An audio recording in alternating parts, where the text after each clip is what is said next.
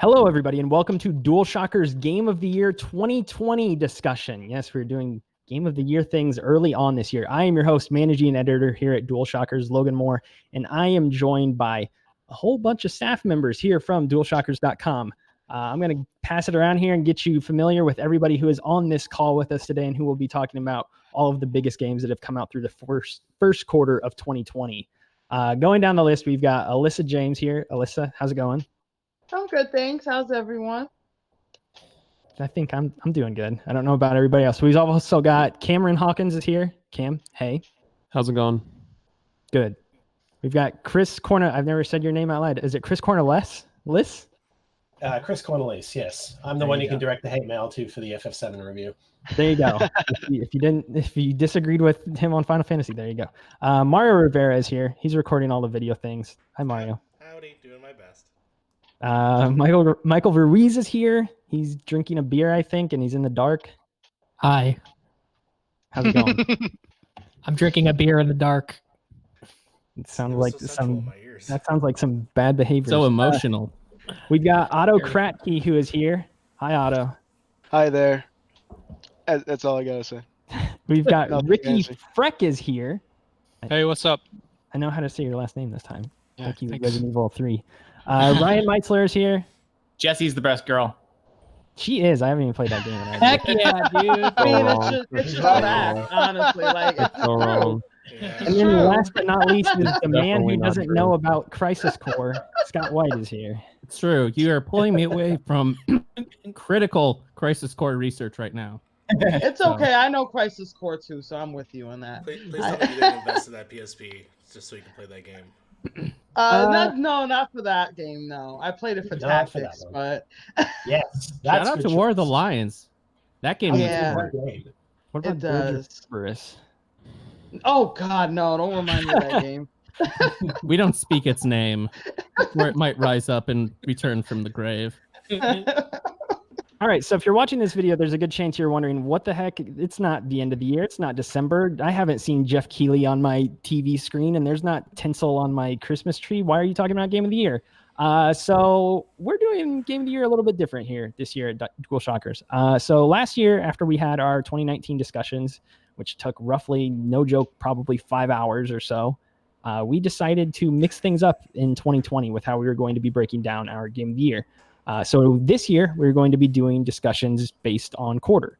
So we're going to be talking about games from the first quarter of the year here today, which means every game that released from January through March. We'll be talking about those games today, our thoughts on everything that came out through those periods.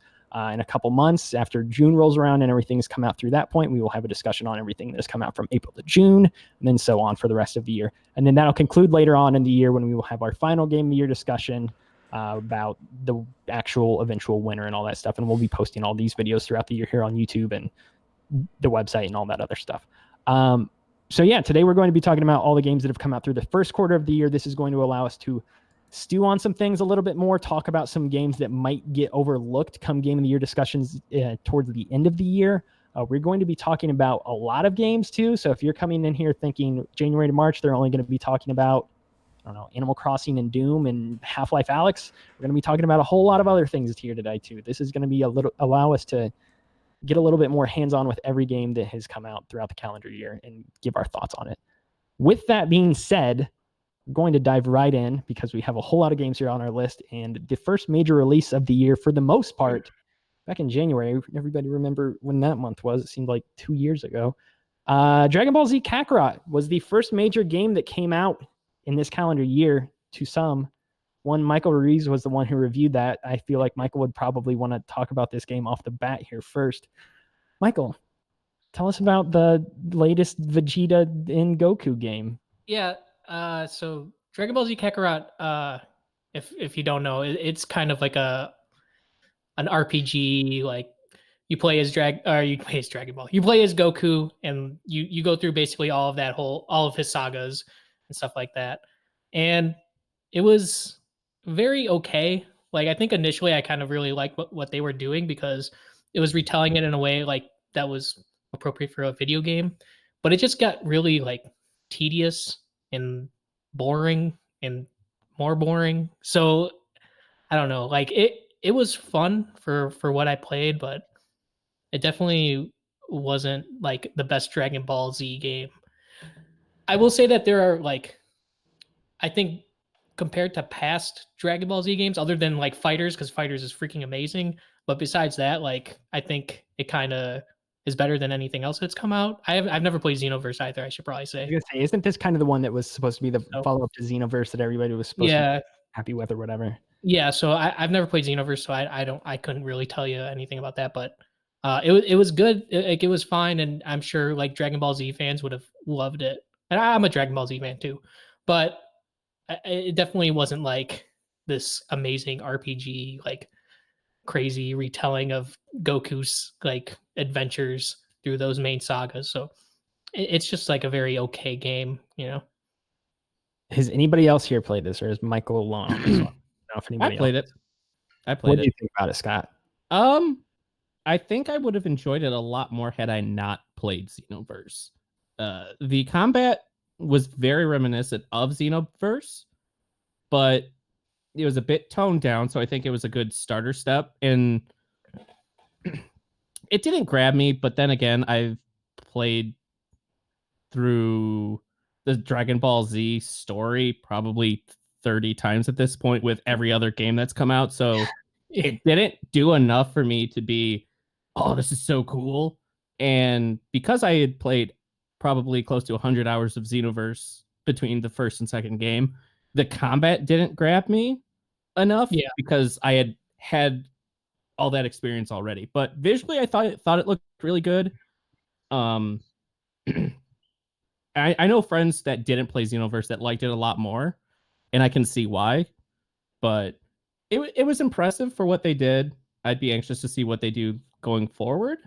Yeah. But I would love to see that art style transitioned into Xenoverse 3. That was my biggest takeaway from it. When I saw like I think Ricky actually wrote for the original art or whatever that they had for that game, and that looked amazing. And I wish because it was like the problem that I had in terms of like art style and in terms of like the graphics and stuff like that was that I thought the character models looked really cool. I thought the environment looked really like it looked crappy at some points, especially during anything that wasn't like I think the city portions looked pretty good, but I think anything outside of like city stuff kind of looked really bland and like washed out and not great. But yeah, seeing that like having like all it looked like the drawn like hills and stuff like that, it looked really cool, and I think that would have been like it would have been a little bit better and more representative of like the cartoon that it's like really actually trying to, you know, like it was almost more of like the manga art style. Yeah.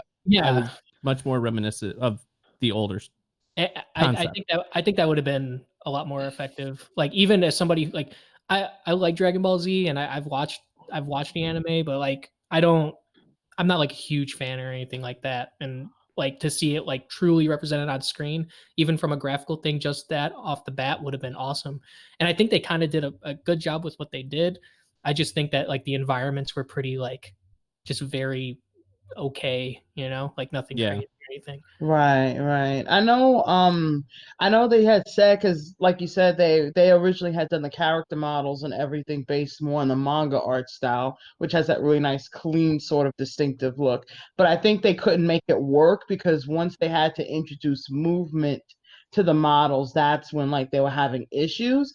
But I did like I kind of thought of something that I think a good happy marriage would have been have maybe the more anime style for the models, but you could have kept the manga look for the backgrounds and environments. You know, that really nice painted on look. Because I'm thinking of a game like Bravely Default, which actually does that, has that really beautiful like painted like look, you know.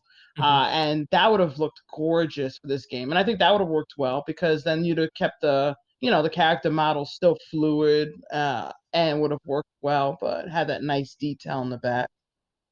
Yep. Well, yeah, that's really all. That's really all. It's a very like one note game. I think it was like a good way to like start the year off because there was really nothing, and I guess it had room to kind of shine. And I mean, it makes sense why they put it out in that month. Yeah. Yeah, it was good for them to put it out that month because nothing was out. Yeah. so people were playing it. It was like the best, wasn't it like the best-selling game? Like I think it was during like one of them for both January and February, I think. Yeah, I know it sold pretty well when it came Yeah, out. and that's probably because of that January, like nothing there. So I think it was good for them to sell it during that time. I think it shows that there's a lot of Dragon Ball Z fans out there who want a good game or a decent game even. So I mean, yeah, and that's what it is. It's a decent game, but again, I mean, that's literally what your score says. 6 out of 10, decent. Yeah, So. But yeah, like, I mean, we're talking about game of the year. Am I going to say this is game of the year material? Probably not. So, yeah. All right. Well, there's Dragon Ball Z Kakarot. That game has a cool title. Like I didn't play that game, but I think that's a good. It's just Goku's name. I know. I know. I definitely, the first time I saw the title, I definitely thought it was DBZ Carrot Cake. Was like, Carrot cake. You just gotta say it like Vegeta. You gotta really make it just Carrot cake. Carrot cake. There you go. I've shifted some things around here on our doc, so I'll throw this one to you, Cam. So actually, before Dragon Ball Z came out, a game, little platformer. This was earlier this year. Yeah, it was in January. It was in January. So Super Crush KO also came out this year. This is from. There's a couple games too. Yeah. Our reviewer Chris Compendio is not writing with us anymore, so they're not here. But Cam, you have played this one. You played this one like pretty recently too, didn't you? Yeah, I played a few weeks ago. How did you feel about this one? I think it's really great. I think it's really great, like small, like arcade indie title. It's basically 2D, like Devil May Cry, where you do combos and things like that. And the gameplay is so fluid. It's really impressive. But I'm pretty sure I remember when I talked to the developers at PAX West last year that they made like the engine was meant for that game specifically. So it was basically built from the ground up for it. And, the story in that sense isn't anything to talk about very much. And the game kind of just ends. But when it comes to the gameplay, like it is really fluid and it is really fun. And the art style is very nice as well. Is anybody So else? like, yeah, I think Chris gave it like a 8.5. I think I probably would have given it more of around an 8, 7.5, but that's just because the story was very minuscule and then it literally just kind of ends and that's it. And I was just like, oh well, okay. And that's the end of the game. So I still think it's a good game that's like worth doing the playthrough. Like you can get through the game in like 2, maybe 3 hours. But I really enjoyed it, and I think it should just be a game that people should next time it's on sale, pick it up. It's on Switch or Steam. It's a good time. Yeah, it looks like one of those, like, it's on Switch, isn't it? Obviously. Yeah. I hate to pigeonhole the Switch as like this indie platforming machine, but I mean that's kind of what I feel like. That's what I use my Switch for a lot of times. I feel like I play games like, what have I been playing on my Switch? Like Dead Cells and Hollow Knight and things like that. And this kind of fits with that same vibe to me of like these like little bite-sized games that I like to jump into that I'm playing more on the go or sitting in my bed rather than on my TV or whatever. So yeah, this one always looked super interesting to me. Chris was really high on it. Yeah, I don't think no one else here has played this, right? Other than Kim. No, unfortunately not. I watched Cam play it. You played vicariously through Cam. Yeah, it looked cool. I mean, it had a cool art style, and the combat looked pretty neat. I think I've seen this one in a few conventions too over the years, and that's where I'm mainly remembering it from. So, yeah, definitely. So, Super Crush KO. There you go. Tossing it back to Cam again because I know he'll immediately want to talk about this next one. A remaster / this is more of a remaster / port job than it is a remake or anything like that. Oh, yeah. Cam's beloved Tokyo Mirage Sessions FE Encore. Is that the way you Sharp say FE that? Encore, yeah. Sharp FE Encore. There you go. Sharp is very important. That game Better than released- hashtag. That's what I thought it was. I thought it was hashtag. No, it's Sharp FE, yeah. that Because it's game music. And that's a sharp sign in music. It is a bunch of like pop stars, isn't it? So that re-released earlier this year in January. you have loved this game forever. Yeah, dude. You like the new version too. You like the port, but how's it compared to the original, or does it do anything? The load times are like way better from the original. Visuals, not much of a change, if I'm being honest. And then they added, these small little dungeon areas basically to get new costumes for the party, and now there are characters that aren't in your party and still aren't, but are a part of the main story that can now join in the combat, which is really cool as well. So your sessions can end up being longer. And yeah, I really like this game. It's one of my favorite JRPGs. It's I love its combat system. I like its combat system more than Persona. If I'm being honest, I love the session mechanic a lot. But yeah, I think it's great. And I don't know. I think the reason why it hit so hard for me when I first played it was because it was just after I finished Fire Emblem Awakening, which was my first Fire Emblem game, and that game blew me away and made me a huge fan of the franchise. And at the end of the game, when all the Fire Emblem themes and story really come together, it's I don't know. I think it's really emotional, and it's a really heartfelt love letter to that franchise. So I really like it. It's the best, in my opinion, it's the best JRPG on the Switch now. So I would, if you're looking for Persona on Switch, get Tokyo Mirage Sessions. Ryan, you played this one too a little bit later on, didn't you? Yeah. I got I'm halfway through it right now. I haven't had a chance to get back to it yet, but yeah, I really like it a lot so far. I think it's great, and like Cam said, I think it's definitely, if you're looking for sort of, and I wrote an editorial on this, just sort of how it's if you're looking for a Persona style game on Switch, Tokyo Mirage Sessions is definitely a good sort of substitute for that because it has a lot of similar elements and mechanics to it. And this is my first time playing the game. I've always wanted to get to it on Wii U, but I never had a Wii U, so I couldn't play it. So it's nice to have the chance to play this game. And yeah, it's great. It's definitely good if you're looking for a really deep RPG on Switch. It'll especially if you're into Persona or Fire Emblem, it's a good fit for those.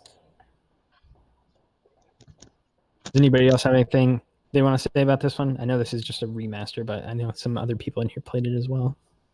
I played the original. I just can't get a chance to play the remastered, so I can't speak for the new content. But I know I enjoyed the original game a lot. I actually like the battle system.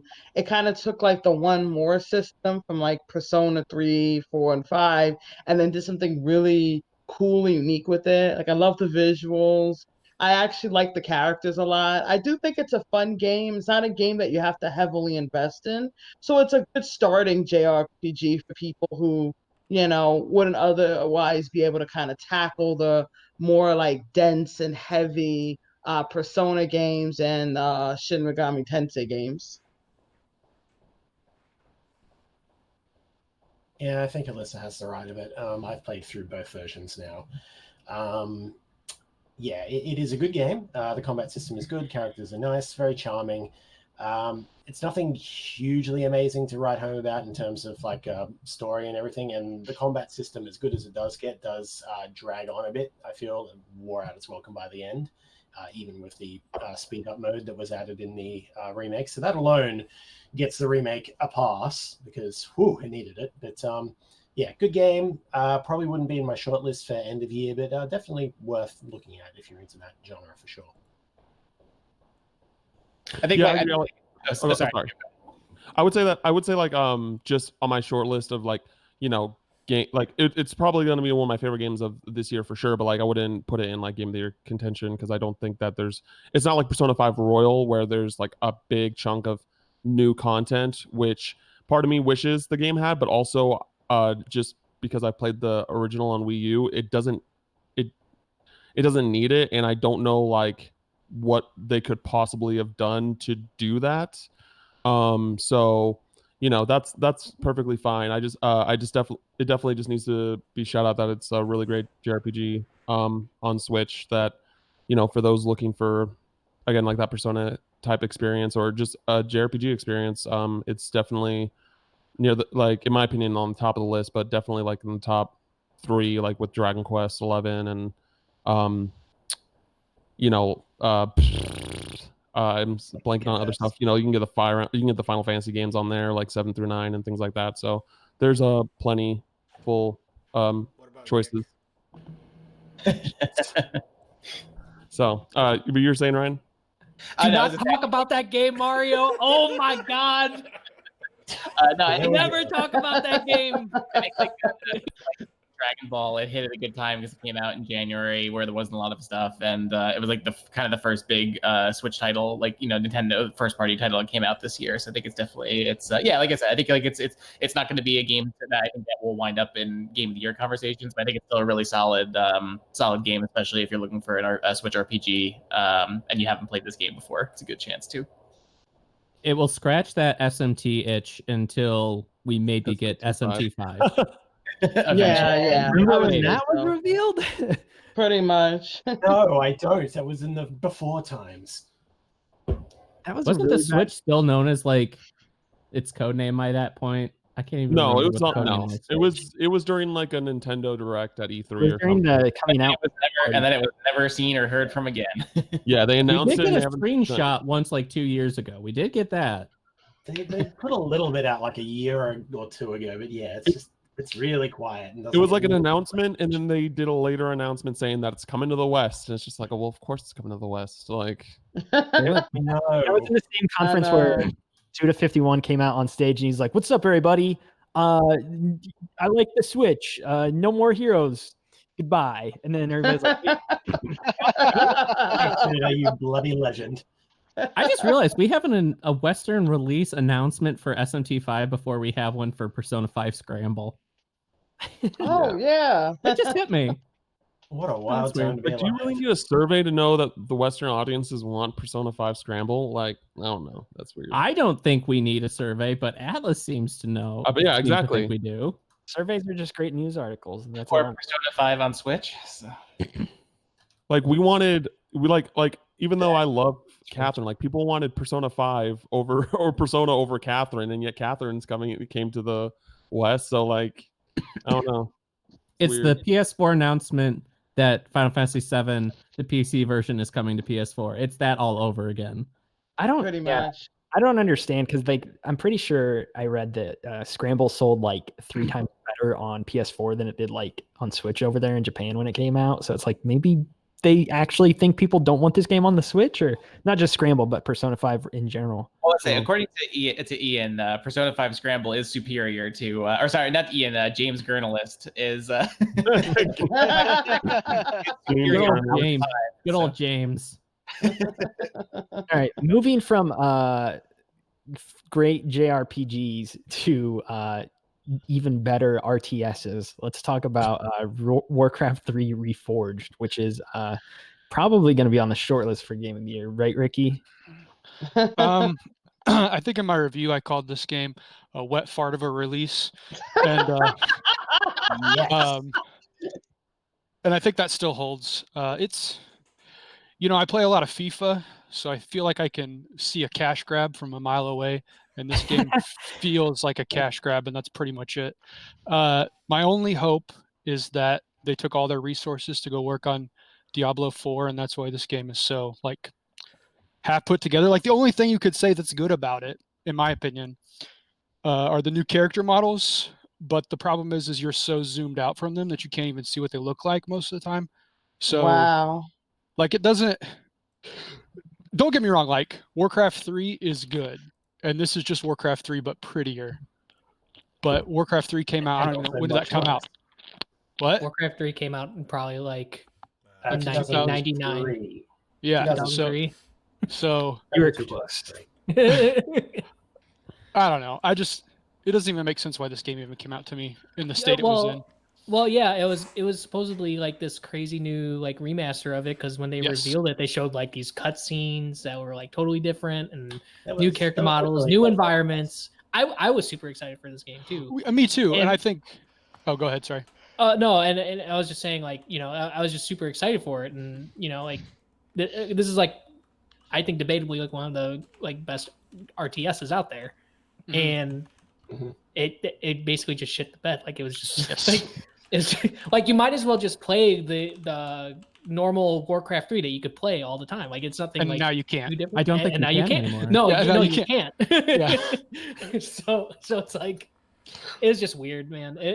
Yes. I don't know. Blizzard has had a rough time, unfortunately. Well, but, I'm a, They had a rough Hearthstone moment, yeah. and it's kept going. A tough esports moment, yeah. The weird thing about this one to me, like I didn't play this one, but the weird thing watching it from far away is like this legitimately in Blizzard's upcoming lineup did seem to be like the game that people had circled as like, well, at least we're getting Warcraft 3 remade, and that'll be good. And like that was like the one saving grace of like all the bad things they've done the past couple of years. Everybody's like, well, at least we're getting Warcraft again, and then they butchered this too. It's like, yeah, I don't know. They can't catch a W lately. They needed a win and got another People that thought that 2020 would be a good year. So yeah, and let's not beat around the bush. We know that the resources aren't going to Diablo 4. It's going to their star title, Diablo Immortal. Hey, I'm still waiting for that game, right? Point, I'm still waiting to try that sucker out. Because Why don't is we that not all out have there? cell phones? We all have We cell do. phones. I mean, everybody makes fun of that. It's a valid point. We all do have cell phones. That's not what you say to he like didn't rabid lie. PC fans in a PC game conference that really want the sequel to one of their biggest games. I mean, we're not having. I mean, there's a lot of. This is about to be a dumb sentence I was going to say. I was going to say it's a shame we're in the middle of this pandemic, not because of. I was going to say it's a shame we're in the middle of this pandemic because I'm curious if they would have actually had BlizzCon again this year. It's a shame we're in this pandemic for a lot of reasons, but I'm like morbidly curious if they would have still had BlizzCon this year if we weren't. Well, yeah, they got Overwatch 2. When does Shadowlands come out? It's supposed they don't have a release date. It's 2020. Okay. My friends are dragging me into it. I'm going to play that game. People say I it don't looks know good. why. Yeah. Don't do it. People say it looks good. I'm gonna do it. Do it. Don't do I already Don't do it. got it. I'm gonna be. This man just bought a PC today. Of course, Yeah, I he bought a did. Shadowbringers. my friend bought me my monitor. He wants me to play. Oh my god. He's like, I'll buy you the monitor if Wow. you play World of Warcraft. I'm like, all right. Wow. Oh no. You're gonna get Grind sucked blood. in. We're never gonna see you again. Yeah, I'm gone. Your Like a friend- 720p, a like long- Hewlett Packard backbench monitor. No, he showed me it's some like curved screen, 144 hertz, Ooh. whatever. Wow. Ooh. VC, Real VC. gamer. Talk High dirty to me, roller Mike. 40p. It's all crazy. I don't know. It's gross. 4K, Wow. 2K, you let me know. I hear those monitors stop bullets. Yeah. Hey, Mike, please tell me you have money. Yeah, say I you got have money. Alright.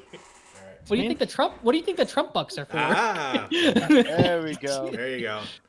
Until it comes out. Uh, And that's Warcraft 3. that's Warcraft 3. That's Warcraft 3. Buy a PC to play World of Warcraft, I guess, is our final judgment call on that one. I don't know. Blizzard needs to get it together. That's not anything Shadowlands. groundbreaking, but Yeah, They I need don't- to I don't leave think they will. Activision. Overwatch 2. I mean, the most interesting thing. Who is it they brought on? Diablo 4. Diablo 4. It They seems brought like out it's on Rod a- Ferguson. Yeah, Rod Ferguson is on their Diablo 4 team now. So Yep. like, I don't know. And one guy's not going to save a project, but it's like really interesting still- that he jump ship on Gears for Yeah, Blizzard. that still feels like a downgrade, not an upgrade. Yeah.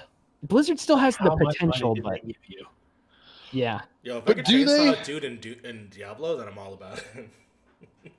yeah. Please put Batista in Diablo, then I'll play it. Oh, that'd be awesome. Dude, Oh, the but hear me Undertaker out. is a Oh my necromancer. gosh. The You Undertaker is a wrestling fans necromancer. are so easy. Oh my Let's put- gosh. This is now the WWE Let's put Edge in podcast from Diablo. Let's DualShockers. go. 25 years, Triple H. Okay, go.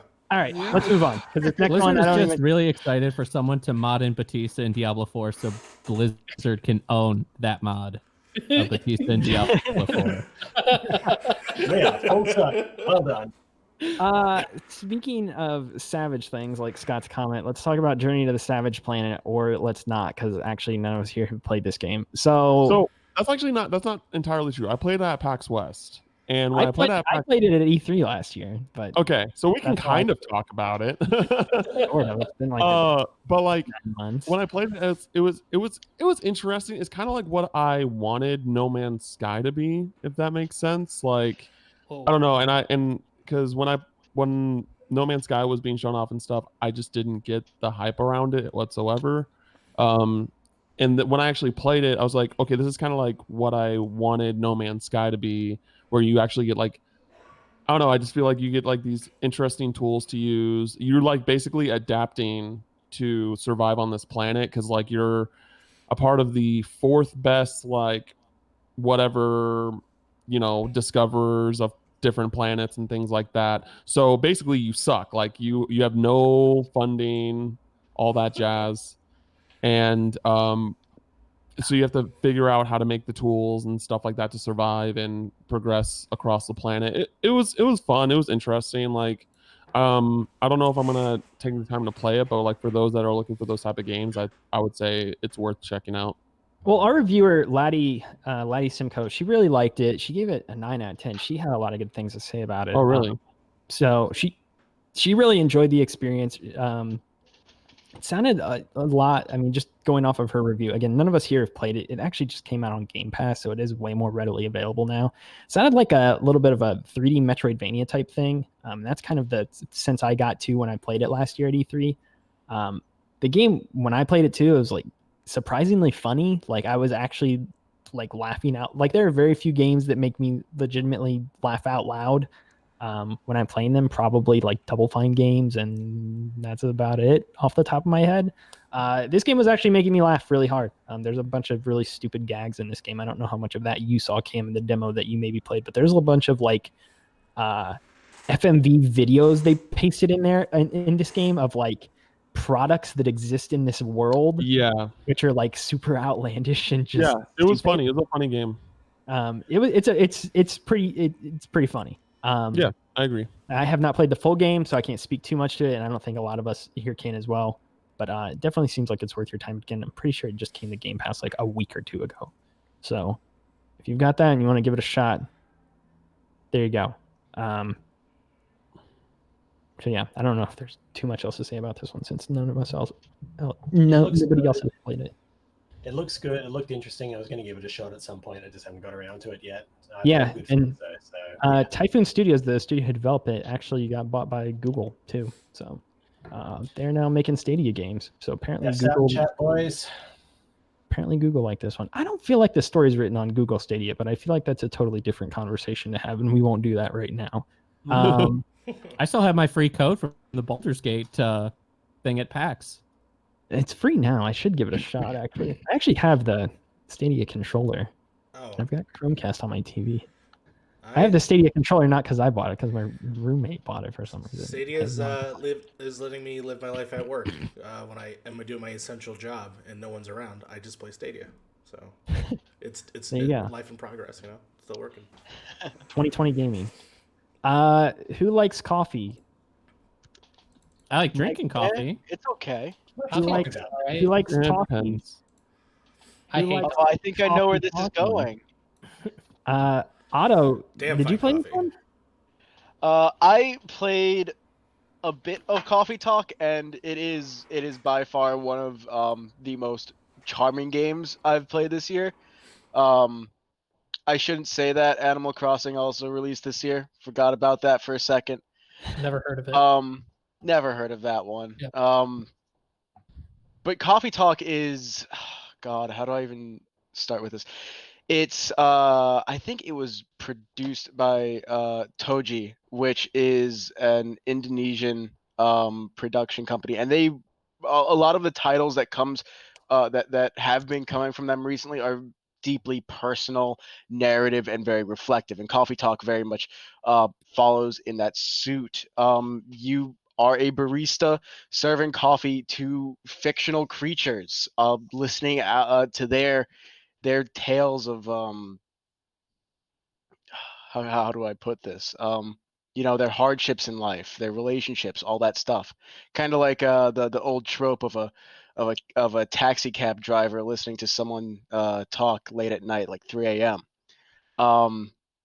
It's a very deeply personal game, and that's what I value in it. It's much more that than a lot of other games that have come out this year so far. So you're saying it's not about making coffee art. Like I think Michael tried to do too much in that game. I did try it a lot, and I'm good at it in real life, and I can't do this stupid stuff in this game. Yeah, I think I mean I did review it. I gave it a 7.5, I believe. Yeah. I do agree with what Otto says. Like it is definitely it is super charming, and I do like the world, and I thought it was like super relaxing and super chill, and the stories that they were telling were really great. I just think that a lot of the stories that they had, when they would tackle like certain subjects, a lot of like the more sensitive subjects, I feel like they wouldn't like commit to it, and you could tell that they maybe didn't want to push one way or the other on certain things, and that's fine. But I think that like it kind of just becomes like a generalization of something, and I just felt like some of those stories like they hit, but they could have been done better. I guess I feel bad saying that, but I do think like the storytelling and like the characters and everything like that were like really cool, and I really liked playing through that campaign. I thought I came into that review going in as like, I'm a barista. I kind of want to shit on this game because I know this stupid lifestyle of being this barista and doing this job. I know this job, and I've done it for like 5 years in real life. I know that I got a handle of what being a barista is, and I went into it thinking that mindset.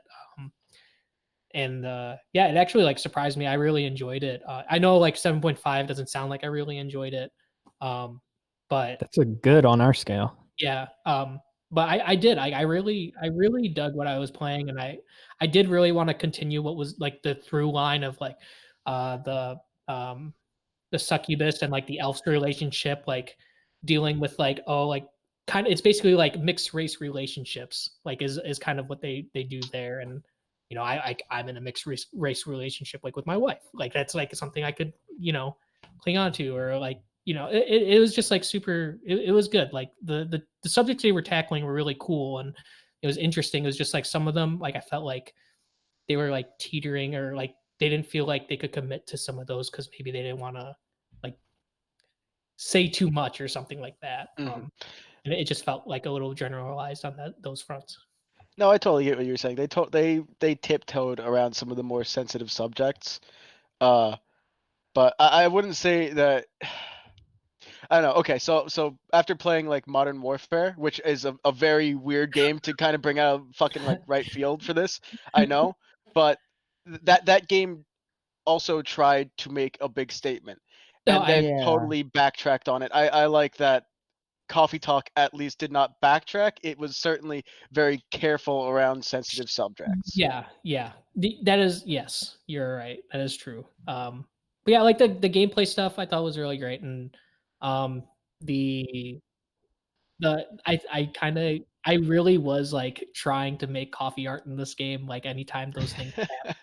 Like I would do it, I would restart it, I would do it for like 30 minutes straight. Like, why can't I do this right? And I would just keep on doing it. Because I would see people like on their like Twitter page, they had like a list of people like all these like really good looking coffee art. I'm like, how are these people doing it? It's impossible. This thing, it doesn't even make sense. But I figured it out at some point. But yeah, it was definitely like a good way to like start off the year, like along with like Kakarot, because even though like Kakarot I gave like a 6 or whatever, it was still like I had a fun time playing it. This was the same thing. Like I was really actually surprised that I liked this game as much as I did. So also shout out to the old Saturday Night Live skit Coffee Talk with Mike Myers. Excellent. Very good piece of comedy. I'm still I still got stuck on the point where somebody, I think as Otto said, you very much know what Modern Warfare's message is. What is the message of that game? War is bad. Dude, they try to say that use of chemical weapons is the worst thing ever, and then in the multiplayer, you can drop phosphorus on people. It's absolutely. I was actually not going to say this because I've already shouldn't be swearing, but it is ass backwards. It doesn't make sense.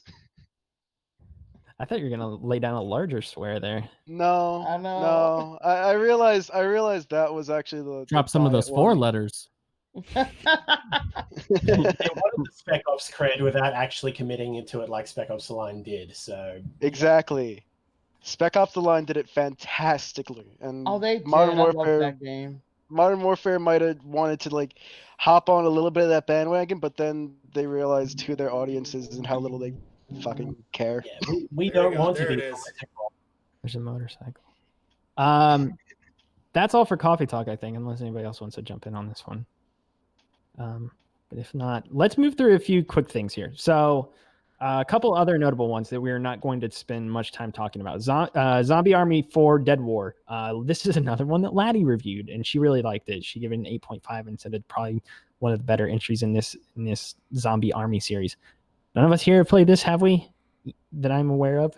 Nope. I played some demos of it, but that's it. I haven't played the full game yet. Yeah, same with me. So we can't really, there's not much for us to, this group here. I mean, our staff, for reference, this is not our full staff. We have a staff of probably 20 to 25 people, and this is just a chunk of it. So there are larger groups of us out there who have played some of these games, and it's just slipping through the cracks here. So Zombie Army 4, we gave that an 8.5. That came out earlier this year as well. Yeah, there you go. Figured we'd just mention that one. Other games that have come out that we didn't put on the list that we're actually going off of right here. I want to mention quickly the Bayonet and Vanquish remaster. I was not a fan of this. I actually reviewed this for us. I don't know if anybody else played this. The best part of this game was the steel box case that the game came in, which is actually pretty dope. It is awesome. Wait, which one? The Bayonetta and Vanquish double okay. pack that came out on Oh, PS4. I didn't know it was a double pack. That's wild. Yeah, it's like $40. I think it comes with both games. Yeah. I had never played Vanquish before, so I actually enjoyed playing that game. I played through that game earlier this year for the first time, and that actually holds up, and it's a short experience, and it's fun to get through. The actual quality of this remaster, though, and again, remasters are never going to win Game of the Year or anything like that, but just to talk about this game, the quality of that remaster was not great. And I brought this up in the review, and it was just like the games themselves hold up pretty well. So if you're looking to play Bayonetta and you're looking to play Vanquish nowadays, like, yeah, like this is probably the best version by proxy, but like, man, like Michael and I, like we'd recently played through all of like the Halo games again or whatever, and all the remasters in that collection. And obviously like 2 is a full on remake, but even like 2 notwithstanding, like going from playing, because we actually played those games pretty closely back to back, Michael, at least I did, like seeing how the Vanquish and remasters or Bayonetta remasters were touched up, and then going up to another remaster and seeing what an actual good quality remaster looks like by comparison, it was night and day. Yeah, I mean, I played a little bit because I also got the Vanquish and Bayonetta remaster too, and I played some of Vanquish, and I think I talked to you about it. I'm like, wow, you weren't wrong. These kind of just look like, I don't even think they're up, like the textures are up res. It's just like the resolution of the general game is just at 4K, but the textures so muddy. Like it still plays great, and it plays at like 60 frames. That's awesome. But like, yeah, it definitely, like going to like, we played Halo 2 or like Halo 3 or ODST, all those, we played all the Halos. And like those games, when like seeing those like remastered and stuff, and like it definitely feels like it was just up res and that's it. Like this Bayonetta Vanquish pack is like indicative of a larger issue to me, where over the past few years people keep bringing back these games, and publishers will slap the 60 FPS 4K designation on it, which is true. They're at 4K resolution, but 4K resolution just means it's more clear and it is like a better picture on your screen. When the character models and the textures and things like that aren't being that touched up, like the 4K means nothing. It's like you can more clearly see a game that has now not aged great. Yeah. And this is like, there was a Hitman remaster last year where they did the same sort of thing. Yeah, I don't know. This is just like, again, this is like just a one-off rant in this larger discussion I know we're having, but I'm getting tired of these hot key phrase 4K remaster. It's like, well, it doesn't mean anything. Like, again, like those games, both of those games, Bayonetta and Vanquish, are awesome. Like, I think they're really great games. Yeah. And if you've never played them, obviously, like world premiere. Yeah, world premiere. Like those, but yeah, like those games are like great. And if you've never played them, then they're great ways to get into them. But like, if you have played them, I feel like they don't really do anything else other than like, I guess they're on modern hardware now. Like, yeah, except for Bayonetta, which was already on Switch anyway. But yeah, I mean, these are just on modern platforms now. In the case of Vanquish, I mean, those games were already on PC too. So I don't know. Like, again, that's a totally one-off rant here in this larger discussion. But there's that. Also, may as well just get this out of the way real quick too. Darksiders Genesis, another game that came out this year. Technically, it released last year on PC and I think Stadia as well last year. Yeah. And this year it came to consoles, so it's out on PS4, Switch, and Xbox One now. I don't think anybody here has played this. I actually have this. I have not played it though yet. I'm a really big Darksiders fan, and this actually looks really good to me, and I need to get around to playing it. We gave this a 9 out of 10. David was really high on this and said he was like surprised by how much depth and customization and like skill trees and things you could upgrade in this game. He said it has a really, really satisfying gameplay loop, and he was like really shocked with how good it was. So again, that's another one that I don't think anybody here has played unless I am wrong and you want to jump in really quickly. But that's about Once it happens. I think you're good. Yeah, I mean, yeah, again, this is one I have. This is one I'm probably going to try to get to before the end of the year. But I just haven't yet. So again, throwing that out there. All right, moving forward to games where we will actually have somewhat longer discussions. Chris, do you want to talk about Rune Factory 4 Special? I do. I gave it a higher score than FF7 Remake. Mic drop. There you go. No. In truth, again, this probably won't be up for Game of the Year or anything, simply because it is a relatively straightforward remaster. It is updating it suitably to run on the Switch from the 3DS. There is a little bit of new content, but it's honestly not really anything to write home about. Just kind of filler stuff. But the actual core game is, again, like my favorite 3DS game, probably. It's a game that basically killed any attempts to ever get into Stardew Valley and, by extension, recently Animal Crossing, because I'm just like, play for a bit, and it's like, but I could play Rune Factory again, so I went and did that. So I played Rune Factory 4 again, and so I was super happy to play it again. It held up. It's a really good game. But yeah, because it's a straight remaster, there's not much more I really want to say about it, unless we go into specifics. Okay. Alyssa, you played it too, didn't you? Yeah. And honestly, I remember I actually reviewed the original game on the 3DS, and I've never had played a Rune Factory game before. This is my first one. And I was absolutely blown away by how much I loved it.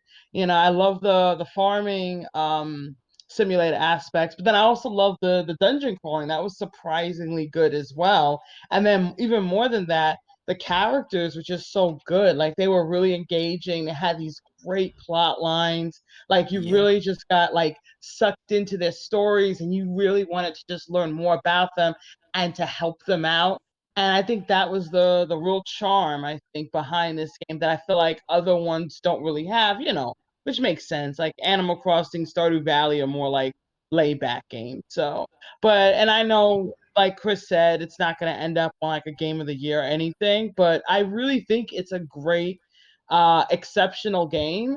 And it's one that I think a lot of people should try out. I think it blends a lot of different genres together. I think it does it very, very, very well. And it's just a lot of fun to play. Yeah, pretty much.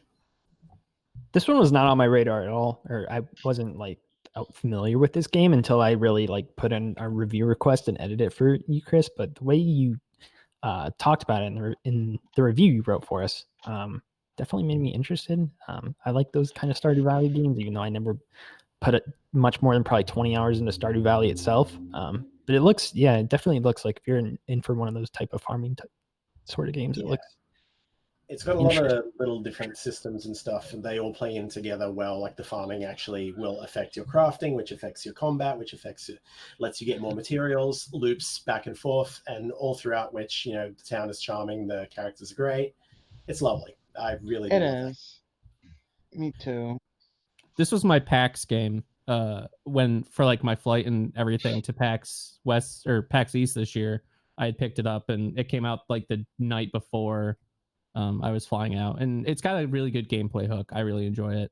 I've kind of dropped off, but it a lot of fun. My fiance really liked it. She got hooked for a while as well. So and it was my first Rune Factories too. So it's a fun game. It's a fun game. There you go. That's Rune Factory 4 Special. Like Chris said, gave that a 9 out of 10. You can check out our review on the website for that one. Let's jump to, we're jumping all over with the actual chronological order of these, but let's get into Kentucky Route Zero, because that is a game that is How many years in this is this in the making? Ryan would probably know what, 5 like years? 5, 6, 7. No, I think they've been developing it. I think for like a decade, basically. Is like that's actually been in development. So I think it's been a long time. Yeah. So yeah, the final it first came out, I think, in 2012 or 2013, but I think they were developing it before then. So I think it's been a while. I think we just blew Cam. 2013. That's when it came out, but I mean, like, I think that they were developing it prior to that when the first episode came out, something like that. But anyway, yeah, I think it's an interesting game. I think just because of the fact that the game has released over the course of now 7 years, basically, that the episodes have been coming out, and I think just because like the game itself is sort of a reflection of the developers had said that this game was kind of based on the recession, the 2008 recession, and their experiences for it, and that's sort of what the story sort of emulates. So I think it's an interesting experience, and the final episode just came out in January. So I played the episodes as they came out. So I think this is definitely a game I think I'm going to go back to and play the episodes through, again, especially because I didn't play through the interludes between the episodes. So, to kind of get the full scope of the story and to, I think, see it, going through it all in sort of one run rather than playing it over the course of when it came out. Cam, you reviewed this for us. What'd you think? Yeah, so I like this game. I just I think by the end of it all, I just didn't really understand the purpose or like what the game was trying to tell me as a story. And like for those that waited, 5+ years for that. Wait, no. Like 5+ years for that last episode. Like, man, I would have been mad. That last episode. I think it's interesting because like the last episode is very short. But I think again, I think that like if I played the game again and went through episode 1 through 5 chronologically, and then I think seeing episode like I think experiencing that way, I think then episode 5, and the way that because it's very different from all the other episodes too. But I think it would tie the story together in interesting ways if you played chronologically. Yeah, I think it has. I think the way it does its storytelling is very unique. Like I've never experienced the way that the different storytelling mechanics that they use outside of just like, have this character say this and then the dialogue continues. There's other ways that they do that, that they tell the story, which is really interesting. And there's definitely a specific moment where like, I think it was in like episode 3 where I definitely could understand why people found this game to be special. But I think just as an overall experience, I just didn't fully understand. Like it was one of those things like I feel like I'm too stupid for this game. Like it was one of those situations where it's just like I feel like I am not smart enough to understand the comprehension that this game is trying to tell me. Or because I'm a very like black and white person when it comes to that type of stuff. It's like, just tell me what you're trying to tell me and let's move on. But I thought the art style was really nice. I liked the characters. But yeah, like the way that the 4th episode ends, it made me think that it was going in a completely different direction than what the last episode actually does. Like it's not super in-depth spoilers, but there's a point where like a character just is like goes away, and I thought like that the rest of the crew was like gonna go and try and save him or something, and then no, it's just he's gone. Like that's the end of him, and I'm the end of his story. I'm just like, that you did not in any way make me feel like that was the case. So I think some of that might be determined because I know that there's like certain situations and scenes that will only show up like based on the decisions you make. So it's possible it might just be something like that where it might have just been like, because I know that there's like certain characters that like don't even show up if you make certain decisions in the story. So I think just the way that the game is it's supposed to be sort of open to interpretation and very reliant on story decisions and things. But I think that's what's makes it very special is because of how it is such a like surreal, like ambiguous experience that's open to interpretation. Like especially like I know a lot of people have kind of compared it to like Twin Peaks or like David Lynch sort of style storytelling, and I think it definitely has a lot of that. What did you say? Yeah, I agree. I just because someone basically told me that, like, told me when I said I didn't really get what I was supposed to get out of this, and then they said that's the point. I'm like, that is not a good, like, that's not a good justification to me. That, like, oh, you're supposed to not really understand. I'm like, no, that doesn't make sense. And Checks that's out with me, man.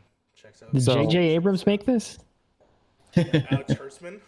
no, but it is cool because, like, art. You can't understand art. it doesn't make you you run into a lot of different characters, and there's really no main character. It's just, oh, you start as this person, but then there's a lot of other people that get involved, and by the end of it, there really is no main character. It's just you start with this character and you go from there. The real main character is Lord Palmer. So yeah, I think it's definitely worth experiencing. And I think that there is some great stuff that the game has, but I just, as a whole product, like a whole experience, I was just like, you know. I guess I got a question. Just like I Sure. feel like out of all the games that we've talked about so far, I feel like this is like one of those ones that could become like a black horse for, you know, Dark Horse. game of the year, dark horse, whatever. I don't know the sayings. It's a black stallion for Black the Stallion. Yeah, like, is this something that like either you, Cam, or Ryan think would be like should be talked about for game of the year? I think it should. I think just especially because of the fact that this game like has spanned basically this entire generation over the, you know, with the release of its episodes, and like the game has changed, like, you know, has each episode has kind of brought its own unique element to it in the course of the whole story. So, you know, I think, like, again, I don't know if it's necessarily gonna, it's a very different type of game, I think, than the games we're gonna talk about later, like, you know, Doom or Half-Life or Persona or things like that. But I think, you know, from a storytelling standpoint, I think it's very unique. It's very different. It has a very complex story that, you know, I think, like Cam was saying, like, it may not resonate with everyone. I think, like, some people, it may be too vague, it may be too ambiguous and surreal, but I think, you know, if you're looking for something that's a little deeper, a little more open to interpretation, I think Kentucky Route Zero is a really good experience. Yeah, just from your conversation, I'm actually very much interested in actually playing this game. So I think you guys at least sold me on the fact that I will check this out. So that way, when we have Yeah, I think especially with the console versions and the now that the PC version, like, now that the game is complete, I think it's definitely a more digestible game now, because you can go through, you know, all the episodes at once and the interludes. It's not a super long game. I think each episode usually only takes about like an hour to 2 hours to finish, so it's pretty short. Okay. Yeah, for me, it's just like, I think everyone should play it, because what Ryan said, I think everyone's going to feel differently about it. I think it's one of those games that, like, is meant for discussion and, like, oh, why did you see this way, yada yada yada, because it's a very interpretive experience in that sense. Mhm. So yeah, I mean, I personally wouldn't consider it for game of the year, but I think that it should be a part of the overall discussion, I would say. Okay. Yeah, so I would definitely get it. I think $25 for it all. Yeah, but yeah, it's on a the Switch, right? yeah, it's Yeah. on Switch. Yeah. That's yeah. And probably then one other thing I wanted to mention too is that in between each act, which is what they call for the episodes, there's like these interludes of, like, you know, something that basically sets up the next episode. And some of them are cool. Like, some of them I'm glad that, you know, oh, I got that connection from the interlude. But then there are other times where I'm just like, this didn't need to be here, in my opinion. They're cool because, again, it just does the different forms of storytelling. But I found those to be pretty hit and miss as well. So I think the game overall is pretty hit and miss, but there are definitely, like, some special moments, and I think it's an experience that everyone should experience, for better or worse. Okay. Definitely seems unique. Played a demo of it a few years ago, and yeah, definitely felt this is not a demo game. This is not a hello, welcome to PAX. Would you like to play Kentucky Route Zero? Yeah, no. Because it was very much like, I don't know what I'm supposed to glean from this in a 10-minute, 15-minute demo. It was a very strange thing, but Full game seems. No, I think if you're in like the mindset for like a sort of like a story driven, like I would say it's like fairly similar to things like games like Double Fine makes, like sort of that like adventure text heavy sort of game. It's basically like a text adventure but with visuals. Basically, is pretty much what it is. But it's a really cool, unique game. Cool. Agreed. That's Kentucky Route Zero. Michael, would you like to talk about some weeb-ass fighting games? I sure do. So, Grand Blue Fantasy versus... No. The other weeb fighting game. Yeah. Under Night, In Birth, EXE, Late Clear. I think it's what it's Is it clear? I think it's execute. Like executable. Executable. I put a question mark. Just call it. I don't trust you. Just call it Uniclear. The community calls it Uniclear. Yeah, Uniclear. That's what it's usually abbreviated as.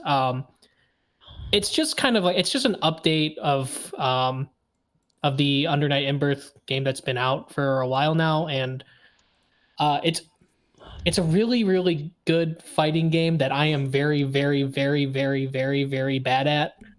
It's just there's just so much going on, and whenever I do a lot of the reviews for fighting games at DualShockers, and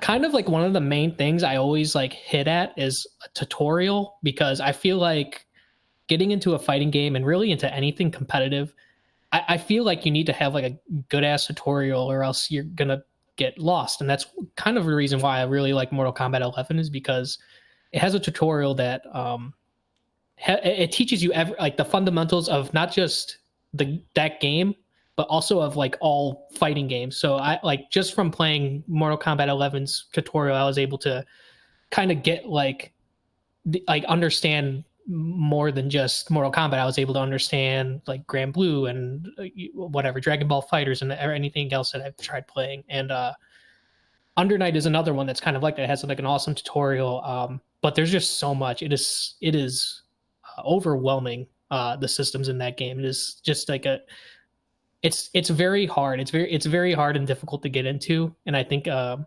some people might like just click with it and just be really good at it. I tried and I played for hours and I'm very bad. And it is a really good game. It has like an awesome art style. I really dig the art style. I really dig like how it plays too. It does a lot of like auto combo stuff, which has kind of been like a really big thing lately. Especially with like we'll talk about Grand Blue later about auto combos, and we got Dragon Ball Fighters also does auto combos too. But yeah, like there are like you could kind of get into it, but I think if you really want to be good, and especially since like the community is pretty small and you go online, you will get wrecked. You will be done.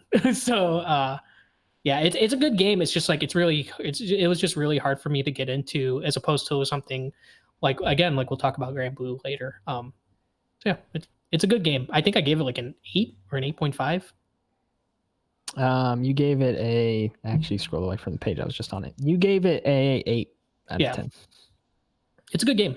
Like, and if you're into fighting games, I definitely recommend it. I mean, it's one of the biggest fighting games around right now. It's still at EVO this year. I mean, he's going to be at EVO. Don't say that. And yeah, and also like watching this game, like seeing it at EVO made me like really get into it, because it's awesome. It looks awesome when people are really good at the game. But yeah, it's a good game. I definitely recommend it for anybody who's into fighting games at all. But yeah, it's definitely has a high skill ceiling for sure. There you go. Does anybody else play this one? Let's talk about it briefly. Again, I know there's not a whole lot new here. It's just like a refinement of the game that's been out for a while. So there's not a whole lot to touch on. Street Fighter 5's billion different editions. It's basically one of those, but for Under Night. All right, cool. Played it personally, I am kind of, a follower of the fighting game community from a distance. So I do know it has a very dedicated following. It is apparently really good. It is something, that's been on my radar forever, but I'm just not dedicated enough to fighting games to really push for it. So give it a look if you are, but yeah, other than that, yeah. There you go. Scott, would you like to briefly talk about old Mega Man video games repackaged in a new bundle? Love to. We get yet the next in the series of the Mega Man history with the Zero or ZX Z and Zero X collection. It was really well done. It was another fantastic collection of Mega Man games. I absolutely had a blast with it. Ported really well. The bonus features weren't as exciting as I would say the X and X the X Legacy collections, but it was still incredibly strong. Controls really well. It didn't have the input lag that the X collection did, so that was a nice bonus. And I really appreciated the effort they took to translate the dual DS screens onto a single screen for this collection. A lot of different options that worked really well. It gives me hope that we'll see a lot of other really well done DS ports over to Switch or PlayStation 4 going forward. Battle Network. Oh, Battle Network. Yes, please. That's the one I honestly want more than any of the others. I would love a Battle Network and Star Force huge bundle. Yes, please. But yeah, that's the one I need next. So, but excellent. If you like, personally, the Zero series has the best lore of the entire Mega Man series, in my opinion. Zero games are the best Mega Man games. Fight me. I wouldn't say they're the best, like hands down. Story wise, I think they're the best, but especially there are some really questionable mechanics in the early Zero games that kind of hurt it. Yeah, okay, fine. They're great games. They're hard. They're very difficult games, but with the additional save points, kind of the auto save points that they added in this collection, it's the perfect balance of the crazy difficulty of the normal games, which you could still play, and the crazy easy mode, the scenario mode that was added in the original DS collection that was brought over here as well. It's a nice middle ground. So great collection. Now I just need Battle Network. So get on it, Capcom. And yeah, play if you like Mega Man. If you like Mega Man games, get this collection hands down. I was just going to say, Capcom's becoming like a remaster studio. They're remaking Resident Evil 3. Now they're going to do 4 apparently now. Mm-hmm. They need to remake all these Mega Man games. And it's just... Darksiders. Yeah. Or Stalkers. Darksiders. I was going to say, wait a minute. What are you talking about? Yeah. Dragon's Dogma 2 win. What is the DMC name? Dino Crisis. No. No, I don't understand. I think the Dino Crisis thing is one I Power Stone, baby. It's all about Power Stone. Yeah, Power Stone. Scott is the right one here. Power What is Ranger, Fantastic Four Fighter? What is the Devil May Cry man's name? Director? Dante? No, the man who made the video game. You can't just say that. Dante made the It's Devil gonna May. be Dante. His name is It's not Katase. That's Square it's Enix. His name's Hideaki not Dante? Mitsuno. No. His Virgil? name his name is Virgil Dante. He created Devil May Cry. His full name is Virgil Nero Dante. Yeah. Exactly. It's his full name. VN. There's a short V in there somewhere. Yeah. I can't remember his name, but he hinted that he's like His name working is on it. Chris said it. What's his name? Hideaki Mitsuno.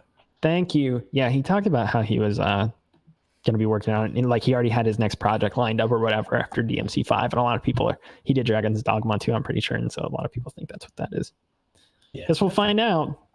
It's not Dino Crisis though, because that series sucks.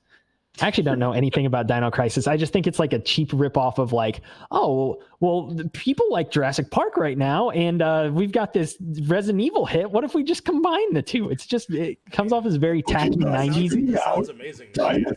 It's a very tacky 90s game for sure, and it should be left in the 90s. Like you don't see anybody scrambling for them to remake. Didn't they make a third one on Xbox in Yes, like the 2000s, which was bad because it was in space? Yeah, it's They terrible.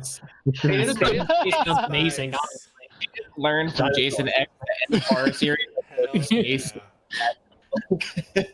Let's go. Dino Crisis, no thank you. Blood Roots, though, maybe thank you. I reviewed this one, so I can start the discussion on this. Bloodroots is fun. It is a hack and slash, high score chasing type game. It's from Paper Cult Games.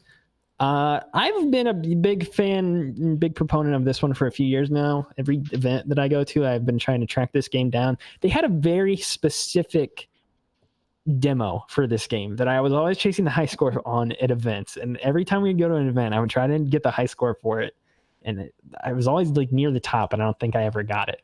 Anyway, so I was like very high on this game. I was excited for when this kind of shadow dropped in February. The final game, I mean, I gave it an 8 out of 10, so that's a great. I do think the game is really good. I think the main mechanics and I think the level design is largely very good. There is a consistent flow to how every level works. Every object in the environment can be turned into a weapon, so you're constantly. I really like how the game encourages you to use various weapons too. So like every weapon that you pick up in the game has like 2 or 3 charges you can typically use against enemies, but you can also. The game encourages you to pick up as many different things as you can because your score multiplier goes higher if you pick up different weapons. So initially, when you're starting out on the easier levels, you're kind of in that frame of mind of picking up a weapon, smacking somebody with it, and then dropping it immediately and trying to pick something else up and then using a different weapon because it'll up your variation score, which in the end will up your larger high score. And that's kind of doable towards the early levels. But again, obviously the game gets harder. And then by the end of the game, you're really just trying to make it through the levels. It's very much a run-based game. And it's one of those things where you could really perfect it if you wanted to. So like it's very skill-based. It's which is cool. And I like that stuff.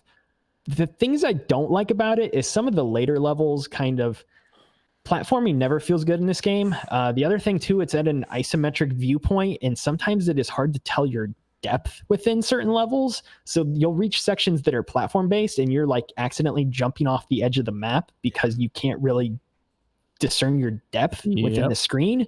So that's really annoying. And they put like a little shadow under your character, but it's not pronounced enough to where you can really follow it and like know how accurate your platform is being. That gets really annoying. There are a couple other weapons, like there's some momentum-based weapons in the game. You can fall off the edge of the map anytime and then you lose and you have to restart.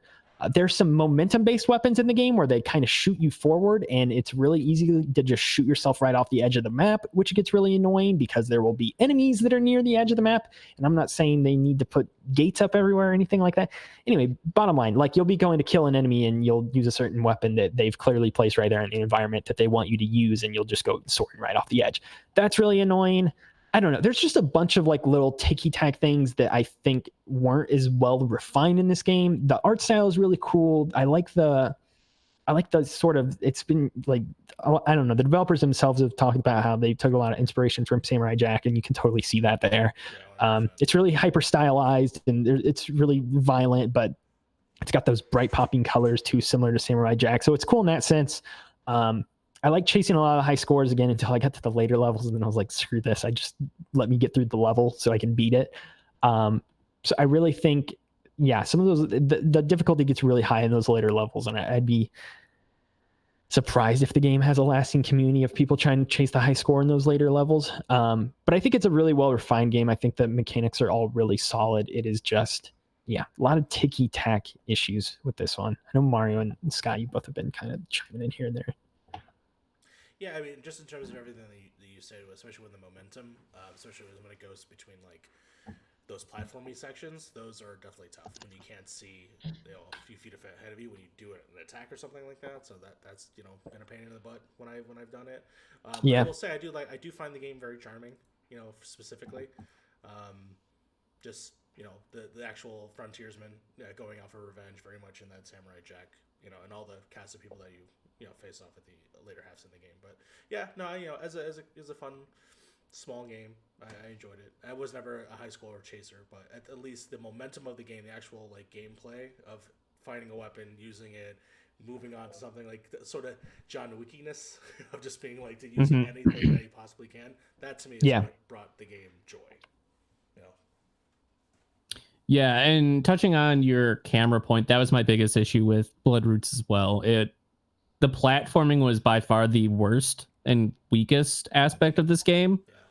And when we were forced into like especially the ones where it was really tall stone pillars with like a small area that you could land on, and you had to use like a board or an oar to like spring yourself up, and that is like things like that. No, just I had the most fun when it was like a flat or maybe a tiered arena with just a bunch of stuff I could do used as weapons and just a bunch of guys. Like that was when it shined for me. Start throwing in like bottomless pits. I was like, oh, okay, I just want to get done. Yeah, that's exactly with this level. That I had for the game for sure. There's a couple other sections too, and the writing I think is actually surprisingly strong in this game. It's not a game that's necessarily about story. It's a pretty one-note story.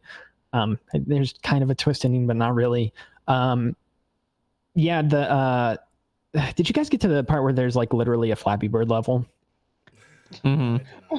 That's really terrible. I mean, Flappy Bird is just a bad game, so please don't put a level or a section of a level inspired by it in your own game. That's like 3 or 4 years ago at this point. It just that was a really like head scratching moment for me for sure.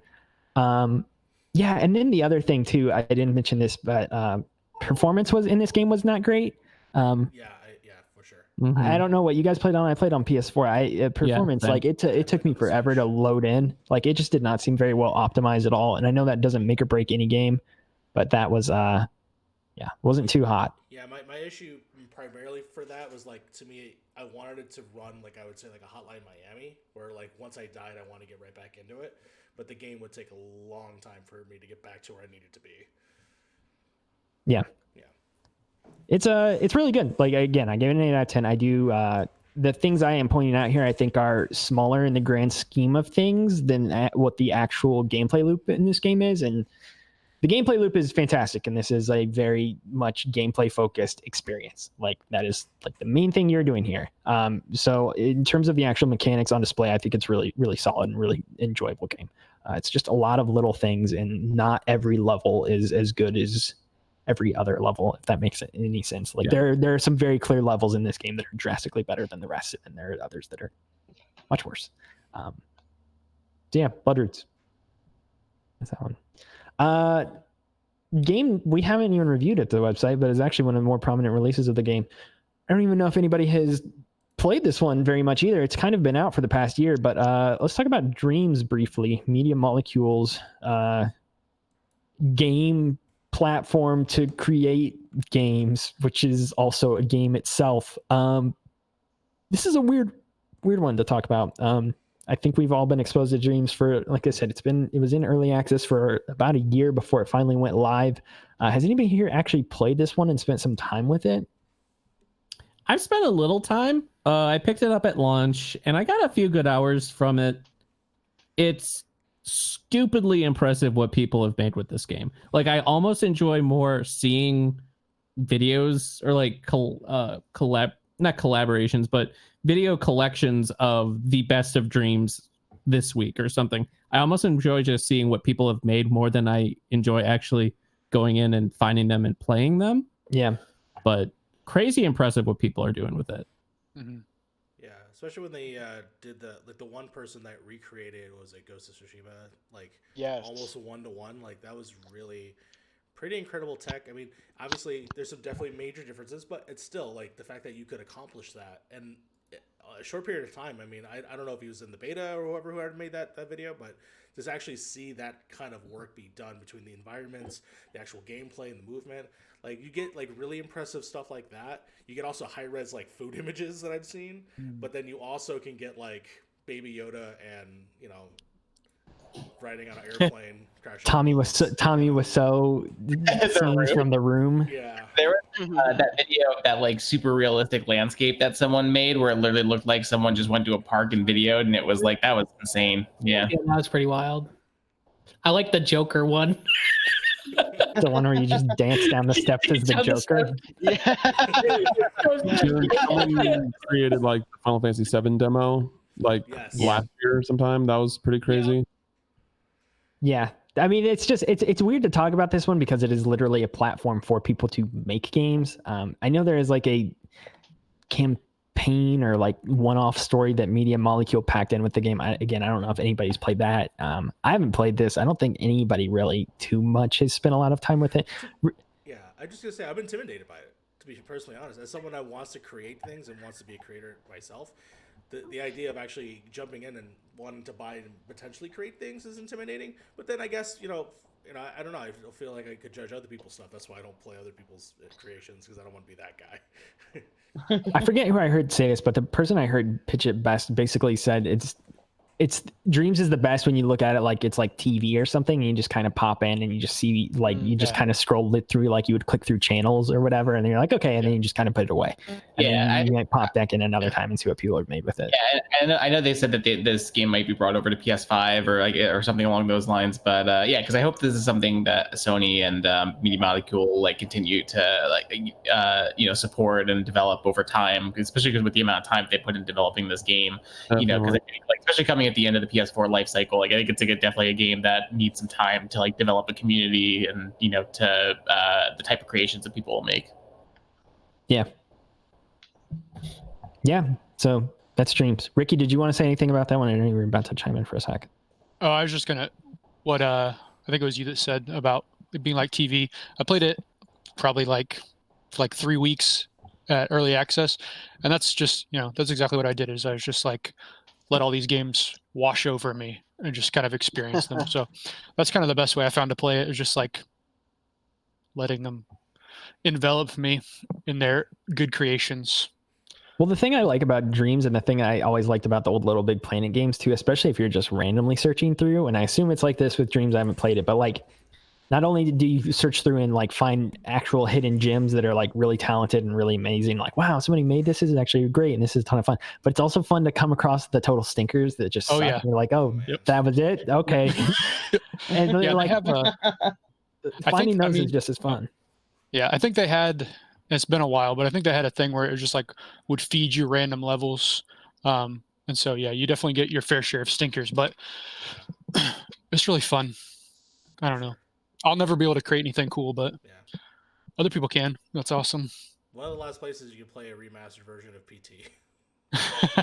Yeah, there are a lot of those, or there were a lot of those when I was playing. Let's talk about more weeb fighting games now. The other weeb fighting game. Just one more for now. Under Night in Birth. Executable. Exactly. Clear. Clear. Grand Blue Fantasy Versus. So Mike and Chris, I know you've both been playing this. Mike, you reviewed this one for us. You gave this one a 9 out of 10. You were pretty hot on this one. Again, like it comes down to, like I said before, like it comes down to approachability for me when it comes to fighting games. And I think this is like one of the most approachable fighting games I've ever played. Just because a lot of it is just auto combos and just I guess it doesn't make sense to say that it's like button mashing, because it's kind of like how like Dragon Ball Fighters is, where you literally are mashing X. Like I think that's like the button prompt that it says like just press X a billion times, for Dragon Ball at least. But yeah, it's just like super easy to really get into and figure out combos and stuff like that, because it's not really super heavily combo driven, but you could kind of figure some of that stuff out. But yeah, it's just super approachable. Sorry? I said, yeah, it's very approachable. Yeah, it's just like super approachable. The art style is like insanely awesome. Again, it's an Arc System Works games, so like all of their fighting games look ridiculously nice, because it always adapts like the cartoon anime art style into a fighting game in really great ways. Again, like Dragon Ball Fighters is one of those games that did that.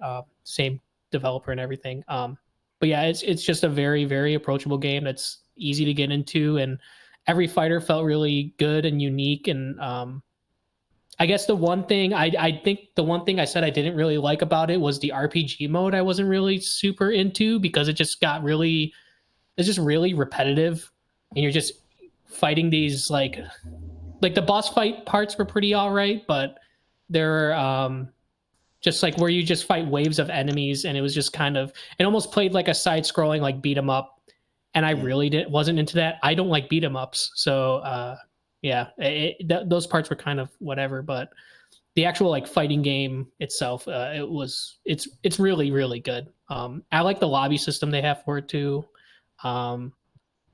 I never really had problems with like online play or anything too. So everything just seemed pretty solid with it. And it's, again, just like super approachable. So. Yeah, I don't have that much more to add. I didn't put as much time into it yet. It's something I'm hoping to do so now I have a bit more time. But yeah, like the RPG mode seems a lot more like a concession to the fact that the original Grand Blue Fantasy is like a mobile RPG. It seems more like it's appealing to that kind of thing than, the actual fighting game aspects of it. So it seems like there's a decent amount of content in there, but I haven't played it too heavily. I probably will end up getting the same opinion you did, Mike. But yeah, the actual fighting aspects and everything of it, again, it's a little stripped back. It doesn't feel like it has a huge skill ceiling, but it is nonetheless very approachable and just really crisp, fun, good looking. It's just really enjoyable. It's one of the most fun most fun fighting games I played recently, I think. Yeah, I really think like anybody, like even if you're not really into fighting games or not good at them, I really think anyone could kind of come into this and like understand, because it's not super fast paced. That's the other thing too, that I think a lot of other fighting games might be like a little not approachable. I think that's why a lot of people like Street Fighter or even like Mortal Kombat, I don't think is like as fast. I guess Mortal Kombat's a little bit faster paced than this, but it's definitely a little bit slower. And so the action you could kind of like make out. I think that's why a lot of people really get into Samurai Showdown. A lot of like older players get into Samurai Showdowns because you don't need those crazy reflexes of something like Dragon Ball FighterZ. When you're watching that on screen, it's like everything's all over the place. But when you're watching something like Samurai Showdown or even like Grand Blue, like it's easy to see and to read people's moves a little bit. It's a little bit easier to read people's moves. And so it just becomes a little bit more approachable, even from that, like sure button combos and stuff like that. It's approachable in that way, but it's also approachable in like the speed of like the combat and everything. I legitimately think this could be like a super big fighting game, like in that community and like beyond, because it's just anyone could really come to it and really get acquainted with it like really easily. So I think it could be like a really big fighting game going forward for sure. Well, was this one supposed to be at Evo this year? It was, yeah. So. Yes. Yeah, but you know what? Evo, like they always put on like kind of like whatever the big fighting games are of the year. Like I don't know if Guilty Gear was supposed to be there, but I do know that. But I don't think it was supposed to even come out yet at that time. No, Strive isn't going to be at Evo because Strive's supposed to be out like late this year. So that's why they weren't even having like a demo or something. Yeah, but I'm sure Guilty Gear will be at next year's Evo. Like, there's always an Oxus game, yeah. Yeah. So I mean, here's the thing. Like, I do think this game, I mean, just speaking from an outside perspective, I think this game does have a potential to blow up. I've watched a fair amount of this, and I think it's hyper stylized. It's super fun to watch. Like, even as somebody like I'm a totally casual fighting game player, I'm definitely the person who is like, oh, it's Evo weekend, I will watch fighting games this weekend. Like, I am that person who doesn't play a whole lot of them or watch many tournaments throughout the year other than like Evo. Like, that's quite literally the person I've become. But like this game, I actually have watched a lot of, and it's a ton of fun to view. And yeah, like it's weird, this whole stupid COVID nonsense. Like I'm wondering how it's going to affect games like this getting off the ground in terms of like their esports viability. Because I think this one does, like, just from a viewer's perspective, this is a fun game to watch, play. And I'm curious if it will be impacted now by everything that has happened. But at the same time, I don't know, like speaking Evo specifically, I mean, obviously they couldn't even fill out their roster enough this year, and they had to revive Marvel vs. Capcom 2 from the grave like the freaking Undertaker. So, I mean, they're going to clearly have enough space next year for games like this to show up. But there was a special reason for the MVC2 thing, though. Yeah, it was the 20th anniversary, so it's not like a random thing. Yeah. It wasn't because of the lack of games. I mean, tell that to Mortal Kombat 11, but I was going to bring that up. Shoot. Melee. What seems has like so much to say. I mean, I don't know the behind the scenes regarding Mortal Kombat or whatever, but I mean, like, Melee's still big and Melee's not there, so because Melee's whack that trash. Melee's not there, but that's just me. Exactly. There's outside You reasons got for why Ultimate Ego. Melee is not there. Oh, You wanna- Shit, wanna I don't have to rile worry me- about people ripping me for Crisis Core now with statements like that. Damn. You want to rile me Melee up? Just talk Ultimate. about Melee. I think Melee's trash and needs to go away. And I say this as somebody whose favorite Smash game is Brawl, unironically. oh my god. Hey, listen, Yo, Let's I go. stand by you. I stand by you. That's it. Y'all know that No, I cannot Fine. believe We're I done. heard that sentence. Several people are typing. I'm mad. You actually got me heated. Yo, everybody in the Triggered. comments, I'll talk to you. What up? I'm just saying, old game's old. Ultimate's the best Smash Brothers game. No. Who cares? Oh, Who cares about You got Melee? Snake, Okay, cool. Cloud, Who cares? I care about Melee. I mean, the fighting game community does. That's what we're talking about. We're not talking Yeah. about Yeah, come on, man. We got to see Leffen face Hungry Box for the 50,000th time, dude. It's very important. we all know that Evo was robbed of the true fighting game, which was Marvel vs. Capcom Infinite, because that was a huge blow. Oh my god! I'm still salty that they took Shrek Super Slam away about 10 years ago. And that's Your list on that game, perfection. The I've been balance. waiting. I've been waiting for WWE 2K games to go to Evo personally. You know, when they stop bringing in the N64 so I can play No Mercy. Yeah. I guess the last thing I'll say, even though I kind of go off of what you were initially saying, Logan, is that I feel like that there is like support for this game because they have announced the second season pass for it and stuff like that, and all this first season pass characters already came out, which is crazy. It's like been out like what, 2 months? Yeah, not even, I don't think. And like it came out in March, and yeah, and they have already 5 new fighters for it, and they announced like another 6 are coming to the game. So I feel like there's definitely support, and I definitely think there's community. I think they, I don't remember what the Evo man's name is. He usually had like the list of like how many participants are in each of the categories and stuff. Soul Calibur is usually the lowest because that game sucks. Okay, we're fighting. We're fighting now. That's it. We're done. These statements. Mr. Wiz.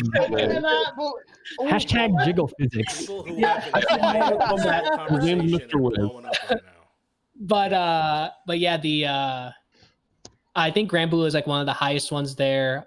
Street Fighter, Tekken, obviously, but yeah, Grand Blue is like one of the highest ones I believe that was up on that list. So I feel like there's definitely a community there for it. And there's definitely was some hype behind it. It might affect it though without like a big tournament like Evo representing I'm just saying, you know what would be really good in this whole pandemic situation? That would be good netcode. it. Yeah, you're right. Oh shoot. That's like asking for the coronavirus to just end. So it's like it's not gonna happen. One in the They same. can relented wish all in you Guilty want. Gear.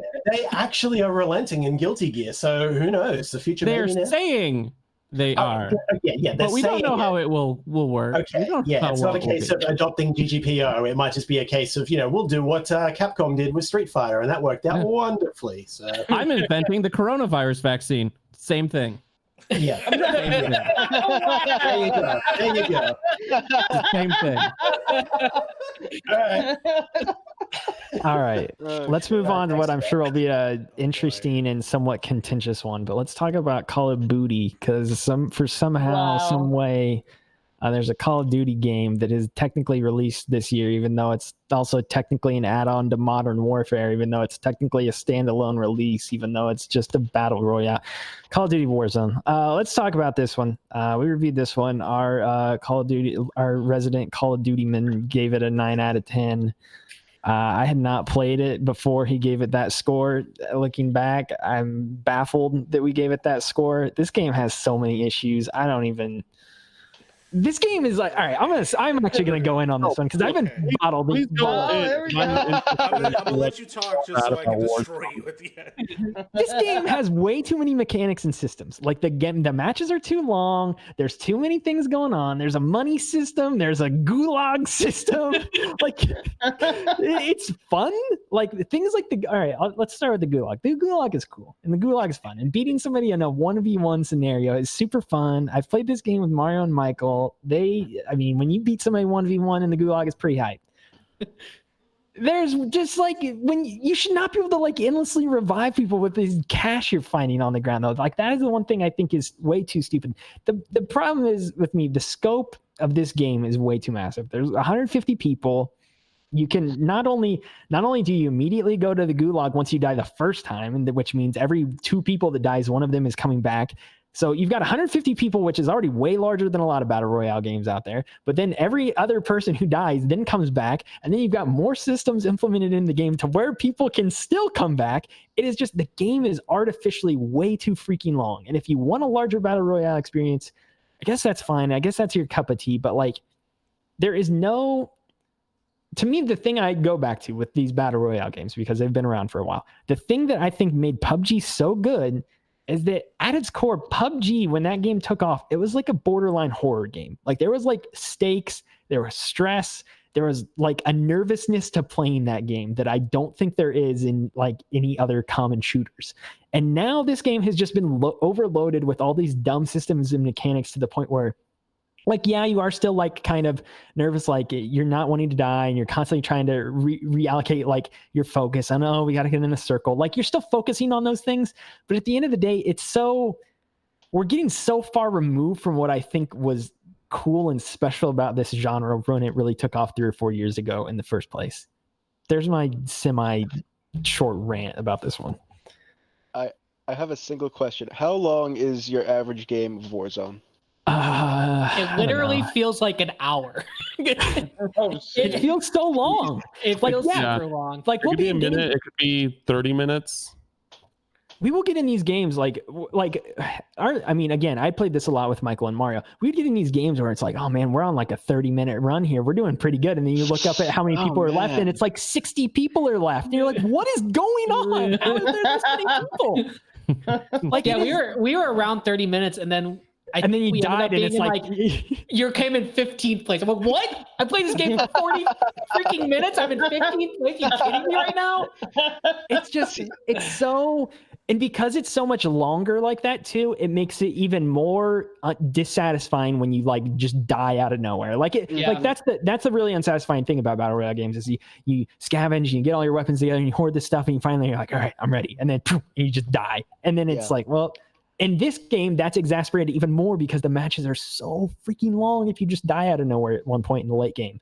Yeah, and then, I don't know. Like, again, the point is with Battle Royale games, you're supposed to have one life. That's it. You drop, you have one life. That's it. The Gulag feature, is it fun? Yeah, it's cool. But the buying people back in with cash thing is stupid.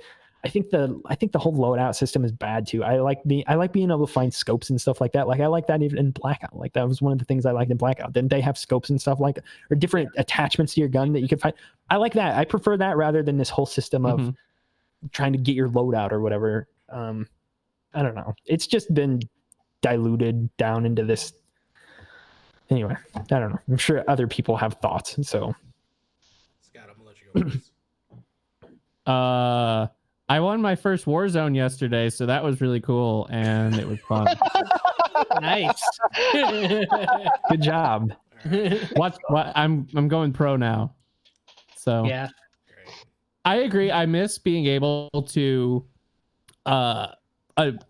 get attachments for my guns. I wish that was one feature I wish Warzone had instead of just getting higher ranked weapons that had attachments already on them on a gun.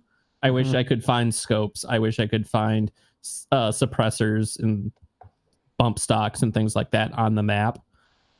But I enjoy it. It's fun. I enjoy jumping in for a match and then being okay. I'm done for now. Maybe another one this afternoon. But yeah, I'm a pro now. So yeah, I enjoy Warzone. It's not my favorite battle royale. That's still PUBG.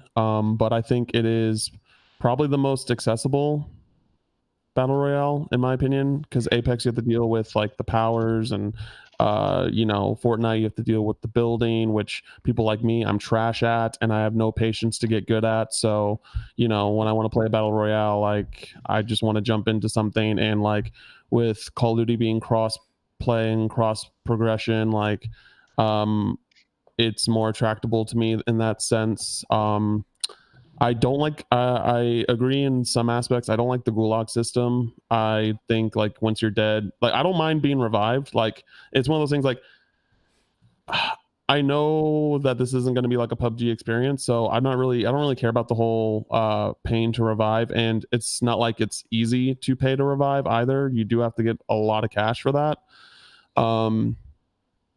And I don't know. Like I think it has its pros and its cons, but I think overall it's a good experience. So All right, hold on. I gotta reformat the video to make sure that I'm in full screen, so that way I can give my point across. Okay. Yeah, I mean, a lot of what Logan and everyone has said is true. The matches can be pretty long.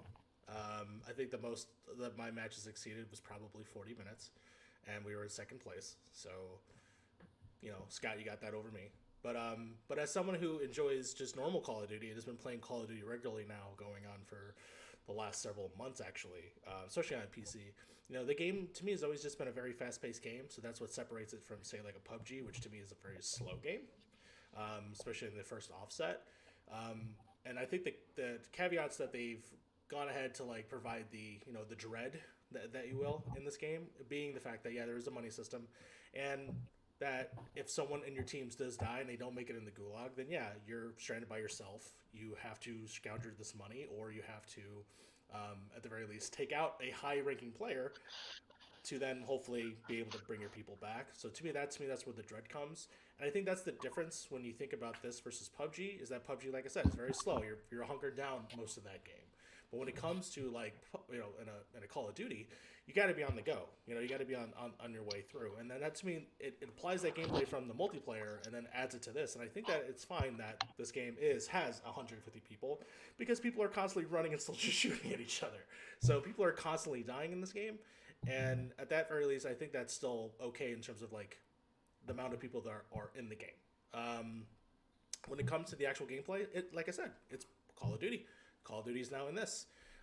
You get those refinements that you don't get out of, I think, PUBG personally. When it comes to the one caveat that I will say that I think is a detriment when it comes to when it's with the money system, is that the two things that you're only worrying about money for is to revive your people and loadout. Loadout, I do think, is a detriment in the game, because that's all you care about. You don't even care about the other like 7 to 10 options that you get, which is like armored plates and like obviously the end game people tend to buy all the like strikes and stuff like that. So there's just people constantly bombing at the end. But at the very least, the two things you're getting is the loadouts and this. I do think that the attachments and the scopes, I think that need to be brought back into the game. Because the guns that you do find are very basic at best, unless you find all of a sudden like a prototype weapon, which is cool. But ultimately, the end goal is get your loadout, get all your buddies, get strikes, and then hunker hopefully down until the very end. But you're running the whole time. And I think those are the positive things, and some of the negative things about this game. But personally, I don't think that it deserves as much hate or distrust. Like if you like Call of Duty, you're gonna, to me, enjoy this game. But and for me, I have been enjoying the game. Unlike some.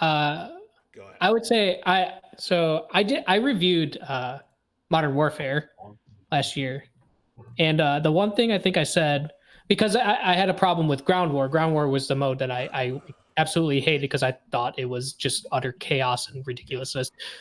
And I think that still kind of holds true with this mode too. I think Call of Duty always worked best when you are given like the small map, and it's more like the 6v6 or even 10v10 team deathmatch or domination or whatever you want to play. I always thought Call of Duty worked best with that, because the mechanics are fast paced, everything's fast, and you're going in and like respawning super fast. Everything about it is fast. And once you slow that down, I think that really it just makes the gameplay super boring, because like when you're just hunkering down in a Call of Duty game on the top of a building, it's like, okay, I'm just sitting here. I'd rather. That's why I think when we play. That's why when we played, I'd be like, let's drop here when all these people are dropping, because I think this is when it's the most fun. When like everyone. if you remember when we played, I'm like, okay, let's go. And you guys, now we're going to stay at this top of this roof. Like, no, we got to keep going. We got to get our loadouts. And you guys would stay there. That's what I'm saying. Like, I felt like when we were playing, the operation in our minds is obviously hunkered down because we have PUBG in us. We have, all those things. But really, I think we should have just kept on moving. Like, that's to me what I feel like the game pushes you towards. That's just what I just want to say about it. But when This is go ahead. but here's the thing though, if you're moving and you're already in the circle and you're kind of just fine, like why would you move? Because you Like weren't there's no getting better reason weapons. to. You weren't getting better gear. Like those are the things that what I'm trying to say is that we were hunkered down and we would just all have like basic stuff. When really we need to go through all these buildings, get the cash, get the stuff that we need, get armor plates, get the like that's what we needed to do in order to succeed. But really we have like level 1 scope sniper rifle. We'd sit on top of a roof and they'd be like, is there a dude over there? I don't know. My scope can't reach it. But then I'm like, hold on, there's a loadout box dropping over here. Let me go do that. Okay. Oh, you guys are not behind me? Oh, okay. I'll be right back. Stuff like that. That's what I'm just saying. It just feels like it kind of like it just slows down the experience of like a Call of Duty game. Like even if you play it that way, I feel like it still slows down what the normal pace of a Call of Duty game is. And what I find for a Call of Duty game, I should say. Well, let me ask you this: do you feel the same way about Blackout and Call of Duty Black Ops 4? I didn't really like Blackout. Thank you. Okay. Oh well, what about you, Logan? Do you think that the pace or whatever is different comparatively, or? Yeah, I think this game's way slower than Mario's giving it credit for. Honestly, like he said, it was like a really fast-paced game. I don't think it's fast-paced. Like definitely treated it fast-paced. He definitely has there's definitely the validity where like you need to consistently look for good gear. Like you can't just like. Yeah. I think my other problem with this too, and this is something I've been thinking about as I've been dwelling on our experiences with this, I think the environments in this are way too cluttered. And again, going back to PUBG, because that's what I'm most familiar with Battle Royale, I think the environments in PUBG are really well designed to where there's a couple really large encampments on the map, but other than that, most of the areas around the maps that you're in are pretty small encampments, and they're pretty discernible where where people are at. There's no major buildings or anything like that. Call of Duty Warzone is filled with like these way too many large areas where you can get shot from so many different locations and avenues, especially like the town locations where there are all these houses and buildings clumped together, and the shots could come from half a dozen of them that are within your sight, and you have no idea which one it is. I just think the environments are just way less conducive to this battle royale style. I think I can give that to you for sure. Like especially the ones where it's like people are there. Oh well, it's paying homage to this. It's like, well, that should have just stayed a multiplayer map because that's better as a 10v10 multiplayer map rather than a war or a battle royale type area. Yeah. Like I just don't think all the areas in that map are conducive to the battle royale style where you're constantly trying to scan the environment. Like that's the one thing you're constantly doing in those games is constantly looking, seeing where people are at. We're trying to find some. Like if you pass through a town in PUBG, like there's typically like a couple places you're gonna know to check or look immediately and be like, okay, do we know if people are here? Like there's a couple places. Call of Duty, it's just like I don't know. Like there's literally buildings. Yeah, there's literally a 15-story building you can climb up every flight of in this building over here. Like it's just like there's way too much going on, and obviously not every one of those floors is a single floor that you can traverse and run around and pop out the windows. But there's just even that, like even like the visual of that, like your eyes are wanting to scan over all 15, 20 floors of that, even if enemies can only appear on certain ones, if that makes any sense. Yeah. So, I can get that. We should probably move on because I know we've got some other big ones to go to. Does anybody else want to jump in on this one and say anything? I just wanted to say that they should have just had the gulag and just, if you've played NHL, they have an eliminator mode and just have 100 people, just do 100-person eliminator of the gulag. So then 100 people just do a gulag match and it's just like a tournament. That'd be awesome. Everyone's just like covered around the circle. Yeah, and there's like chucking the rocks down, chucking rock, like 100 people chucking rocks, and it'd be awesome. I don't like the gulag part. That's like the one part that I just straight up. I like the gulag. I like the gulag as its own thing. Like I don't really. I played like maybe like 10 to 15 games. I've only lost in the gulag once, surprisingly, because I'm terrible at like those type of interactions in Call of Duty. But Yeah, and I don't like it. I don't mind paying to get back because you have to earn that, and but like I feel like with the gulag, like you lose all your shit, you have to survive, and then you come back and it's like your entire momentum is gone. Like you just lost everything, and now like 30 seconds later you have to get new stuff. I'm like, at least with like the revival, it's just like, okay, you have to wait for the guy to earn the money, and like it's less of a momentum killer for me. Honestly, like I could live without the revival, paying to revive being there too. I'm really indifferent on that one, but I do not like the gulag aspect of it. But one last thing that I do want to mention, that I think is an issue and we haven't really brought up, is the sound mixing is like terrible. Sure. Like there could be someone like right next to you shooting at you, and then someone like far away, and it'll sound the exact same.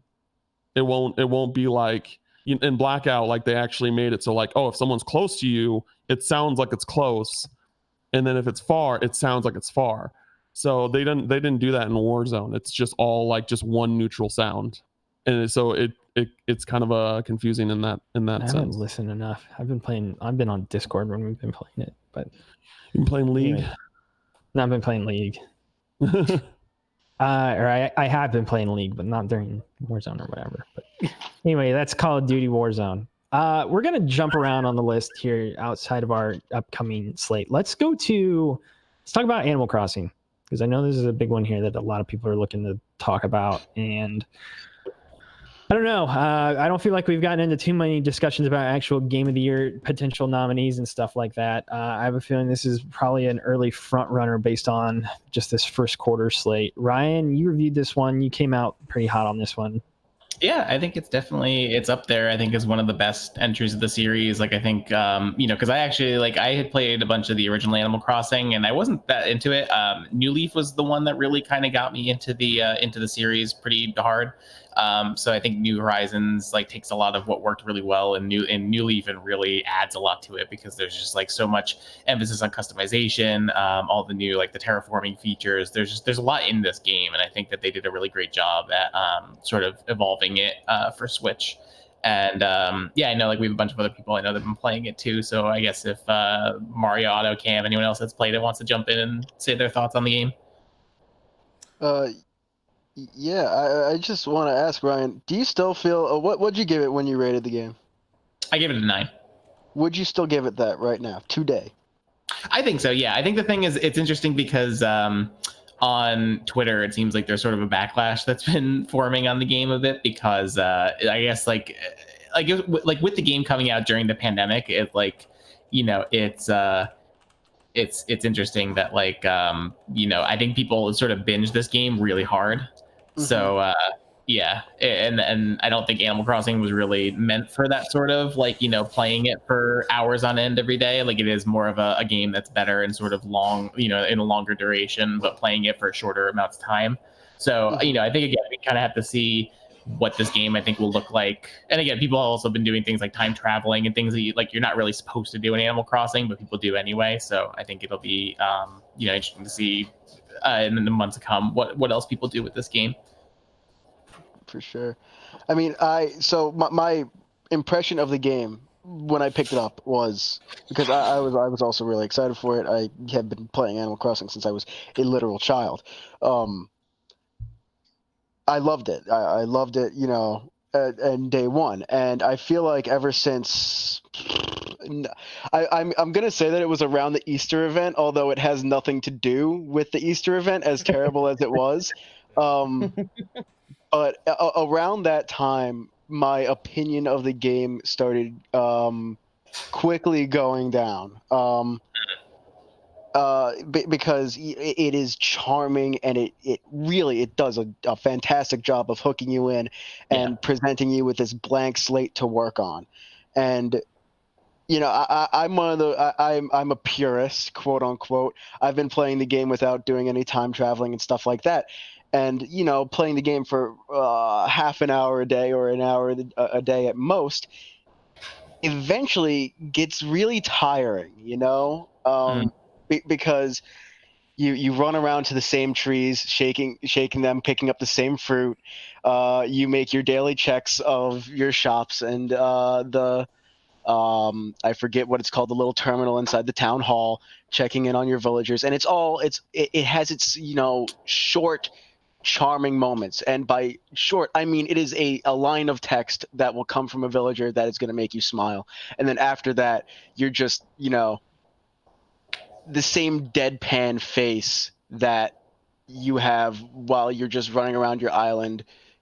I guess that's what I noticed. I stopped smiling when I was playing this game. Right. Yeah. I just like when I reviewed the game, I think that's one of the things that, like, to me felt like one of its issues, that it does feel like it takes more so than I think the past games. It feels like it takes a little while to get going because, like, to get to the more interesting features like the terraforming and those sort of things, you do have to put in a lot of work, I think, to get to those points. You do, for sure. I'm also just like, and this is the last thing I'll say about it. Breakable items, not the best idea. Making golden items break, the worst idea. What the hell are you doing? That's the entire point. Golden nuggets are already a what? I want to say like a 1 in 20 chance to get, and then you're gonna make the tools that you get with those drop or break eventually. Well, there's no point. Yeah, I think like the crafting overall, I think, is a good addition to the game, but I think like in some ways like there are some issues, I think, where it's like, yeah, you constantly are gonna have to craft things, especially like I think that's one thing. Hopefully, I guess if they make another Animal Crossing like that they work on is just to sort of balance that system a little better, because like stuff does break constantly, because if you're using things like your fishing net or your fishing rod or your net or anything like that, those are things you're gonna be using every day, and then they constantly break and you have to keep crafting them over and over again. Yeah, for a game about living a life on an island, it has a lot of quality of life issues. Are we talking real quick? Are we talking about Animal Crossing or Zelda's Breath of the Wild weapon breaking mechanic? I can't tell right now. No, weapon breaking in Breath of the Wild was fine. No, it wasn't. Anyway, no, it wasn't. You are wrong. Sorry. So I haven't played Animal Crossing, but I know a bunch of people who have, and I have a particular friend that's played like all of them, super in depth, all that jazz. And his main issue with this game, that from what he said, is that it feels like once you get to a certain point in the game, it feels very much like a games as a service type game instead of like I'm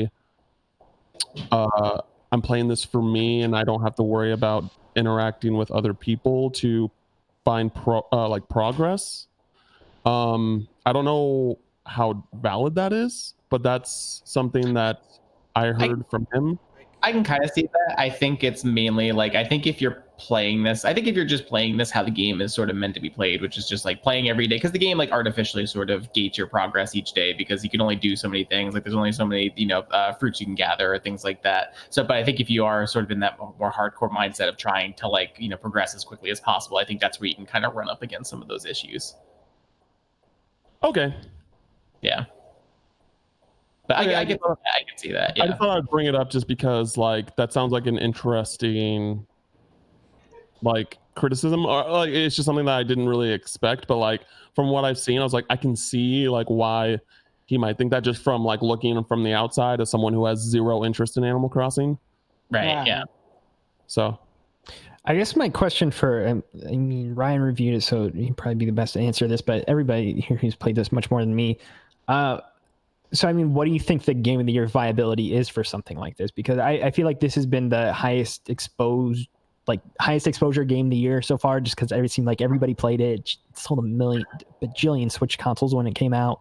The sales for it are stupid high. Everybody's obviously playing this game at once, and so there's like a cool novelty factor of like feeling like you're part of something. But as the game alone, again, very high scored game. We give it a 9 out of 10.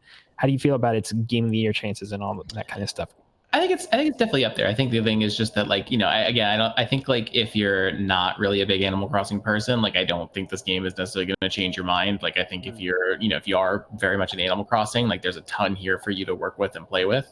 You know, and again, I think a large part of the game too is that it happened to release at the best worst possible time because it released in the middle of the pandemic, and it's this bright, cheerful game that's about being on a deserted island that's peaceful and amazing.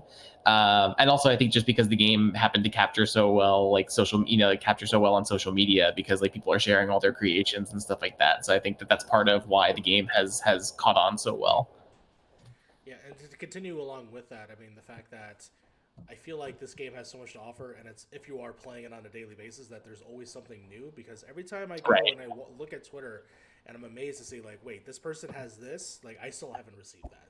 So those are going to trickle out through the rest of the year. I can only imagine also those, you know, I'm not saying Bunny Day was the greatest day ever. It wasn't. But there hopefully will be better days. I mean, just last night, there's an update. I don't know when it comes out. I think it's like later this month or something. That patch actually, it just went live. Oh, it just went live. So yeah, so there's new stuff already, and it's free. It's just already there, and it's just little life improvements that I think it's going to carry me throughout the whole year. That will make me be playing this in December. That's what I'm really excited about. Yeah, I think that like Otto mentioned, like I think there are definitely some quality of life things that could be improved upon. But again, I think like as you know, they could improve, like sort of change and fix those things, I guess, as the year goes on. Yeah.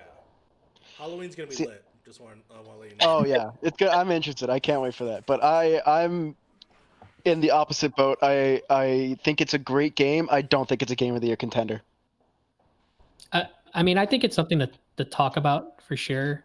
But me personally, like I definitely fell off like after that first week. And part of it is because Yakuza is amazing, and I beat 0. Are we gonna affect this year? We can't do it twice. Man. Do it again. Keep going in this flat circle. But like I don't.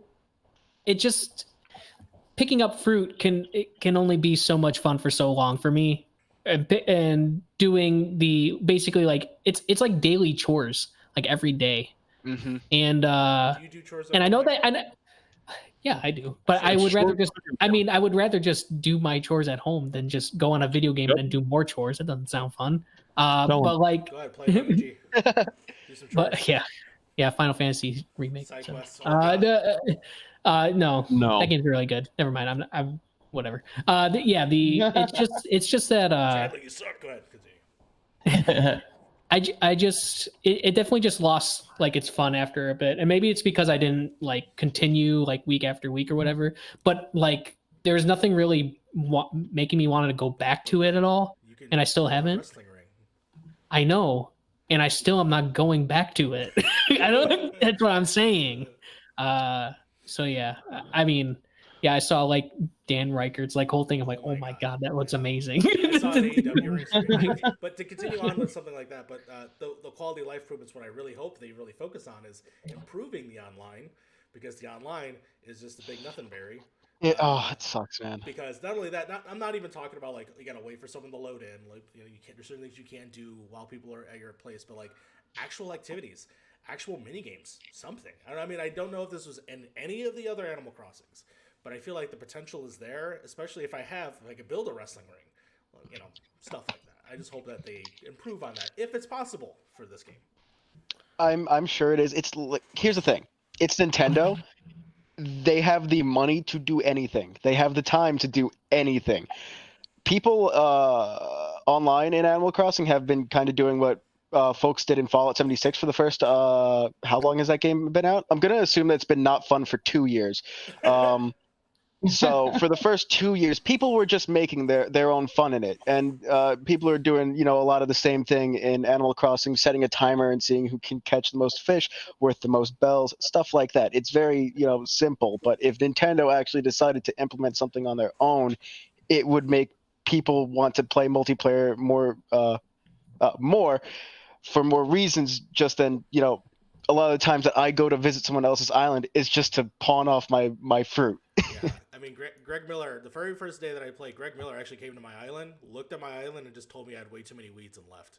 So Wow. Oh my god. That's not kind of funny at all. no, he was cool about it. Just saying. But he did tell me to clean my weedles. That's Animal Crossing. Yeah. That is that. Yeah, I still need to play more of that one. Honestly, like, so, I mean, quick aside, I tried to get into that one, and I started a little bit late, and then by the time I had started, the bunny thing had happened, and everybody's like, oh yeah. everybody was like, don't play the, everybody's like, don't play the. the game if the bunny arrived. I'm like, oh, I guess I'm not gonna play this game anymore. We're So, setting a Switch 12 days ahead. yeah, well, I'm not a time skipper. I'm not a heathen. Ryan, good you mentioned boy. that you might have to leave this one kind of early, so I wanted to give you the opportunity to talk about Half-Life Alyx if you do have to dodge out.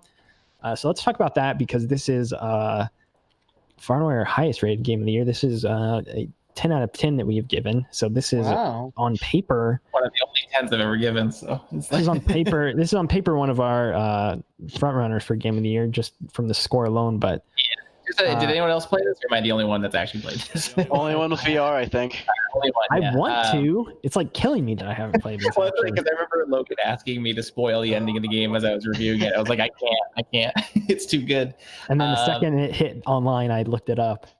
Because I don't know when I'm gonna have a headset. I just don't have the money for it. You know? Yeah, but yeah, I guess to talk about Half-Life Alyx, yeah, I think as a I think really in my review, like it's really, to me, it feels like kind of the showpiece for VR. Like, and aside from just being a great VR game, like as itself is also a great Half-Life game. Like I think obviously, like, you know, we've been waiting for it. It's not Half-Life 3, but it's pretty darn close, and it's I think definitely worth the wait. And I think what Valve did with integrating the world and characters and story of Half-Life and VR and what that brought to the experience was really like special. And I think that the like everything about the game from top to bottom, I think, is pretty much like you know, we gave it a 10. It's not perfect in every single way, but I think it's like pretty darn close.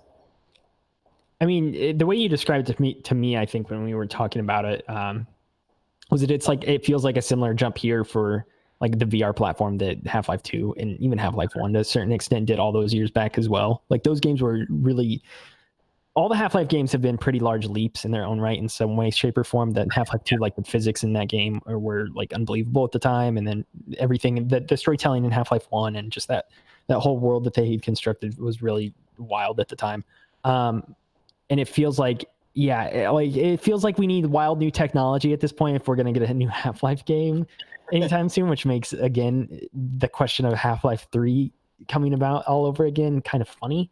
Yeah, I think I think after finishing Half-Life Alyx, it made me interested to see, like, obviously I think Half-Life 3 will be a non-VR game. I think it'll be, you know, sort of a more traditional game, but I think the things that they were able to do in Half-Life Alyx in terms of immersion, like in terms of gameplay and blending those things together through VR, I think will make me interested to see how, you know, what they do next with Half-Life 3. Like, you know, if and when there's Half-Life 3, which probably will happen, but yeah, and it's curious to see how much Valve's going to double down on VR too. Like they could go make Half-Life 3 now, but is it going to be another VR project? Is it going to be something? Yeah, I think, is it going to be a more traditional experience? Yeah, I think it'll be a little more traditional, but I think if they do manage to bring in any of the sort of like things that they bring into Half-Life Alyx, I'll be interested in that. And I think just like you know, for me, like even this game, like I think what this game really captured was just sort of the feeling of being in this world. Like, you know, the Half-Life games have always been sort of about immersing you in this world, but I think like Half-Life Alyx especially does that really well because, like, you know, there are these scenes where like the Striders are coming over you, and it's like one thing to see them in Half-Life and playing a game like Half-Life 2, but seeing them to scale in Half-Life Alyx is ridiculous because they're like, you know, soaring over your head and then they're crashing into buildings, and it's just like it was crazy to see, especially like even there's like scenes where you run into the Vortigaunts and see like standing next to a Vortigaunt and having it be as tall as you and just like interacting with it was like such a weird experience. Like it's got that little hand coming out of its stomach right there next to you or whatever they've got. It's funny too because actually one of the things is that the like the head crabs in Half-Life 1 and 2 are there's these like dinky little enemies that you could shoot, but in Half-Life Alyx they're terrifying because they leap actually at your face, and like when they like grab onto your face you have to like take them off and everything. It's like they're so much more scary, especially the spider ones in Half-Life 2 that like poison you, those like really creepy ones. They are like 10 times more terrifying in Half-Life Alyx. Wait, The I'm power sorry. of Are they VR. actually spiders, or they just look like they're like head crabs? It's a variant. Yeah, they're a variant of the head crab, but yeah, I just like top to bottom, I think this game is like phenomenal. Like I think aside from just being an amazing display of what VR can do, I just think that like Valve really did an exceptional job with this game, and like I can't wait to see hopefully what they do next, whether it's VR or otherwise. Yeah, I feel like this is a hard one to talk about because obviously you're the only one who's played it here out of our crew. I know more of us want to play it. I'm obviously dying to play this game. I wish I could. The other thing, though, even with the people who have played it and who've been praising it, is yourself included. Like I was like, oh, tell me what happens in the game. And you're like, no, I can't do that. Just go play it. Like everybody's remained relatively mum about it who's played this game, which has been surprising to see to a certain degree. Yeah, and they want people to experience it. Yeah, I think definitely it's like, and like with VR games in general, I think it's a thing where it's like you kind of have to experience it for yourself, like, you know, and especially because like the last hour of this game is just phenomenal. It just like, especially like in terms of what you're seeing, and especially if you're a Half-Life fan, it's just like like the whole ending of this game is fantastic. So I wouldn't want to spoil it for anyone that wants to experience it on their own. So obviously you gave it a 10, so you think highly of it. Game of the year viability, is this your game of the year so far? I think right now it's up there probably as my like it's probably near the top, if not at my top right now for game of the year.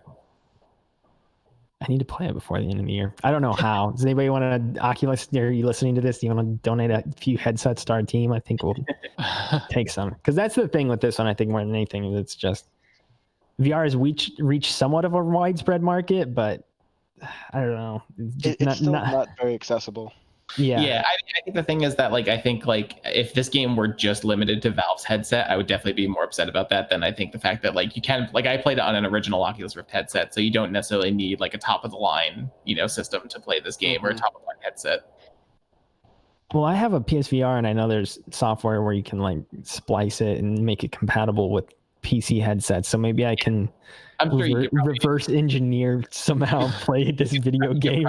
You could probably like jerry rig it to do that. So I'm sure there's a whole step-by-step guide out there on the internet. I'll look it up after we finish this. So there's Half-Life Alyx. There's a freaking Half-Life game in this bizarre ass year. That's still like when I think about that, it just like doesn't like there's been a new Half-Life game out for like a month and it just still is like, what? Huh? What are the big games of the year? Half-Life, Final Fantasy VII, and Doom. What year are we again? Yeah, exactly. It's 1998 all over again. It was like I was actually, let's just go ahead and talk about Doom since Chris brought it up. Because I feel like this is going to be a big one. We kind of sit on here for a minute before we get to some of these other ones that have come out throughout the month of March. I can start here since I reviewed this one. I think this game is like drastically better from 2016, like every way, shape, or form. If you think the last game's better, I don't know what to tell you. And the last game was incredible, and I think this one is just such a drastic step up in like almost every way. I just, like mechanically, this is one of the finest tuned games I've ever seen. Like it wants you to play this game in such a specific fashion, which I know is not alluring for some people. But if you play this game how id Software is intending you to play it, which is fast and constantly moving and being aggressive and using everything at your disposal, which is like a total must. Like you have to use everything in your inventory, and every gun serves some sort of purpose. And there's enemies that are weak to everything in your inventory, and everything from the ice bombs you have, which I never use, which I found out the other day is like, oh, it actually neutralizes this enemy type. But like everything you have on you in your kit in this game is useful in some way, and your brain is constantly moving. You're constantly thinking. Every boss fight is almost like a pseudo puzzle. Like obviously you're thinking and you're fighting in real time, but there's so many permutations and guns you're trying to think of using. And I don't know, like this game constantly keeps you on your toes, and just you cannot really veg out playing this game. Like like I have not played like I've honestly become in recent years somebody who will play a little bit of a game, pick up his phone, text somebody back. Like I'm constantly getting distracted from what's going on when I'm playing games sometimes. And this game, I would go on hour-long sessions of this. Obviously, I was trying to hurry through it for our review, but like nothing was pulling me away from this game when I was playing it because it demanded almost every ounce of my attention. I felt like and there are really, really high highs in this game. The entire middle section of this game is probably like maybe the best shooter campaign ever, like one of them. I think it gets off to a really slow start, and I think it ends pretty poorly. I think those last areas are not great, and the final boss battle in the game is not good. But like everything else, just top to bottom is great. I don't know. There's a million different things I could talk about with this game. I'm really, really high on it. Yeah, I mean, we had like a 50-minute discussion video of that, like us talking about it. So I don't want to talk too much about it because, I mean, you really want like full thoughts on that. That's where mine are. But I agree. I think like legitimately from, I think it's mission 3 until the point of no return, there's like a point of no return section. Mm-hmm. I think that game is a 10 out of 10. Like, I think every encounter, like, it feels like they like place everything in a certain way that you're supposed to like, and organize it in a way that you're supposed to like solve that puzzle. Like you were saying, it's like every encounter is a puzzle and you have to solve it, and you solve it by murdering demons, and it's awesome. Again, like the boss battles at the end, that is like the big flub on this. Like, I think I'm more negative on it than Logan is. No, dude, I'm pretty negative on it. Even like, it's stewing on it a few weeks later. It is legitimately the antithesis of playing a Doom game. Like, it is, especially like the second to last boss. The last one is a little bit just chaos. The second to last one is like legitimately like, why? Like, why is this like this? I don't want to get too much because I know that some people are playing the game in here, and so I don't want to spoil those moments, even because they're like kind of cool in some ways, but also it's like it flies totally in the face of everything else, all the 10, 12 hours that came before. Yeah, because like right before that, like before that part, everything it's so amazing and it's so good. I think we also didn't talk about like visually, like this game is visually like incredible. Oh yeah, environments are gorgeous. Yeah, like I think this is right now. I think this is the best looking game that's out there right now. Mm-hmm. I think, I mean, we're not talking about Final Fantasy, and I think there's a discussion for that. But for this discussion, I think like Doom is definitely like the best looking game. Visually, like every environment looks incredible, and yeah, like it's just super fun and super fast paced. There's some, like, I know a lot of people don't like the Marauders. I don't think they're that bad. I don't think they're terrible. I think but I do understand like why people hate them and stuff like that. They can be an asshole sometimes. They're annoying, but I don't think they're like combat situation ruining by any means. Yeah. That makes sense. But yeah, I think it's like, I think this game is incredible. I think it's, in terms of gameplay, I think it's way better than Doom 2016. I think maybe 2016 is just a better overall package, maybe. But I think, But I think I think Eternal like plays eons better than 2016, and I think it's still like that. I've said that like Doom 2016. I think this is the same for Doom Eternal. I think it's like a technical marvel that this thing runs the way that it does, on a console even. I was gonna say, well, the other thing too is like this game is. I don't know how many people in here.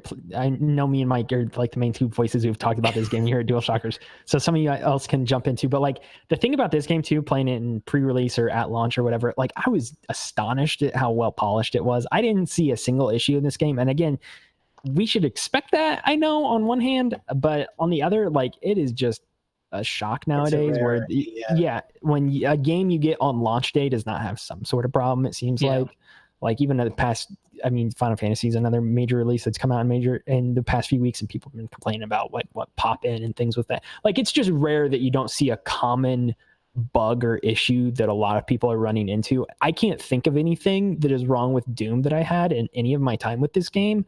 It just like they delayed it out of last year, and it was clearly to probably polish and fine tune this game to the point that it launched in, because it was just.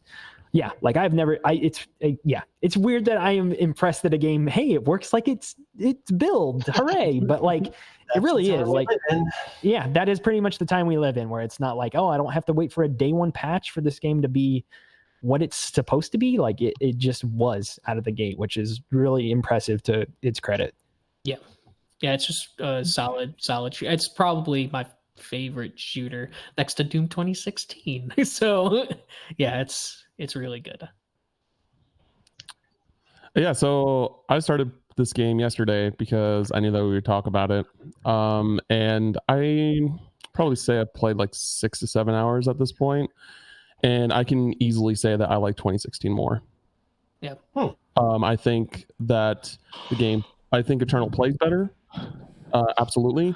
Like, and when it comes to movement and all that jazz, I like how I do like how it's makes you have to use all of your weapons instead of me just using the Gauss cannon precision shot for the second half of 2016, because that equals profit. But I really don't like the platforming. It just feels unnecessary. That's not what I want to do in a Doom game. I want to kill demons. I don't want to swing on poles and climb walls and shit like that. The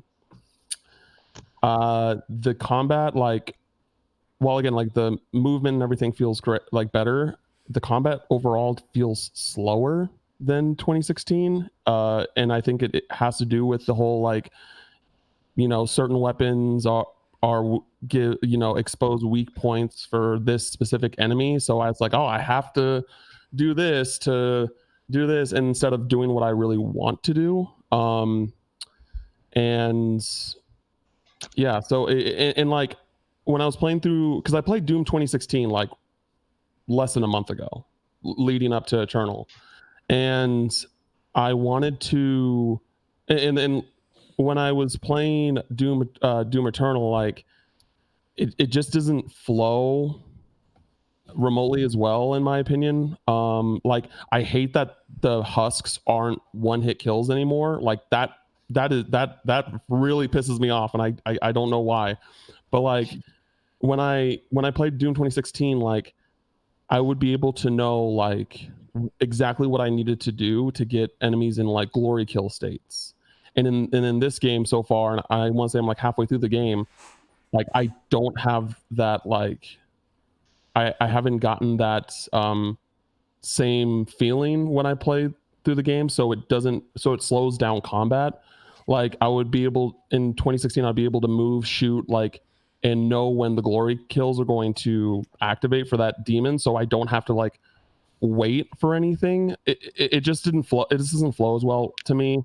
I don't like some of the designs that I don't really like of the levels. I think it's too vertical, and I can't tell you the number of times I get caught in walls and things like that, which I never experienced in 2016.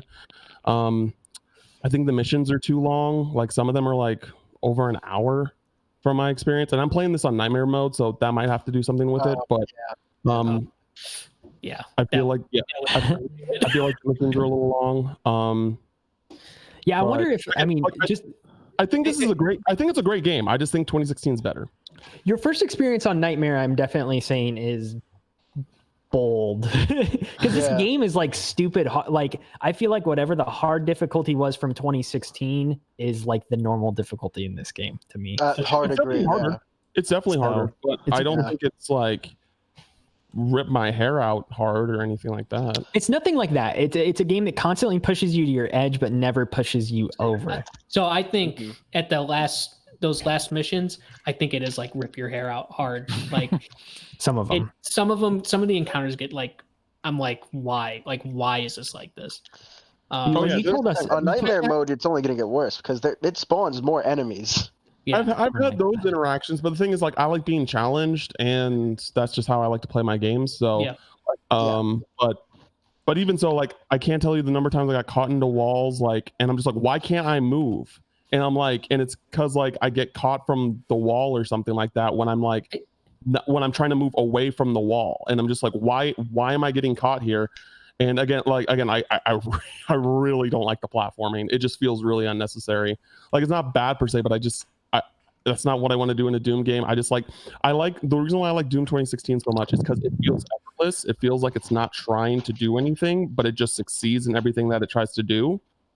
And and Doom Eternal, it feels like, okay, like we have to do this and we have to do that, and I'm like, I think that's partially because no one expected Doom 2016 to really be as good as it was, because there was a lot of stuff like I don't know, like it was built on the burial ground of Doom 4. Yeah, it was. There's just a lot of it. It's like no one was expecting Doom 2016 to be like as good as it was. No one was about to say like, oh, Doom 2016 is going to be my favorite game of the generation. There's no one, like, if you had told me that before that game came out, I would probably laugh. But like, it came out, people said, wow, this is really good. And we're like, wait, really? Yeah, exactly. Oh, yeah, of course. That's fine. So like, I think, well, what I'm saying is that I think you're right in that sense, is that like Doom Eternal does feel like it is trying to be, it's trying to amplify everything that Doom 2016 is. I think the difference is that I feel like that it succeeds in most of it. I do think, like I said, I think the latter half, or not half, but the latter portion of that game, not great. But I think in terms of, I think the platforming stuff, I think I understand like why people don't like it. It can be a little like, there are moments where it's like, oh, like I have to do this like crazy. I got to shoot a thing, it gets a little clunky. It's too arcadey. It's too arcadey. And for that stuff, I never really had too much trouble with like the or with the platforming stuff, but I do understand like why I don't have trouble with it. It's just I just don't want it. I just don't want it. To come in a little bit, because I haven't said anything about it. I played only very little of this game. I think less than even Cam. I think I've only got to I think it was like it looked like what am I trying to say? Have you like seen a dog? Movie. No, it was like very early on. It's kind of like the very first change that looks different. It's like the second or third mission. Yeah, like a Thor area. Basically, I only got dog is. Yeah, sure. I stopped literally when I got that level, only because I just felt like the moment that I started going through the motions and then started doing the new stuff of like, doing the chainsaw to get this, to do that, and then ultimately when I was playing it, I was just like, I was like, yeah, I just don't want this. I don't know. And then I stopped. First two levels aren't good. First two levels are probably worse. What I'm saying is like, what I'm like, the main thing is like, it's kind of hard to say because like, I like that in this game compared to 2016, I have to use all my weapons to succeed. I like that, but on the other hand, it's telling me exactly what ways I have to use those weapons, which I don't like. In 2016, I could use whatever I want, and I can succeed. This way, it's like, oh, you can succeed, but you have to do it this way towards this demon to do this thing. And I'm like, did you get the super shotgun yet? Yes, I did. Last weapon I got was the chain gun. I basically just used the super shotgun for like almost everybody.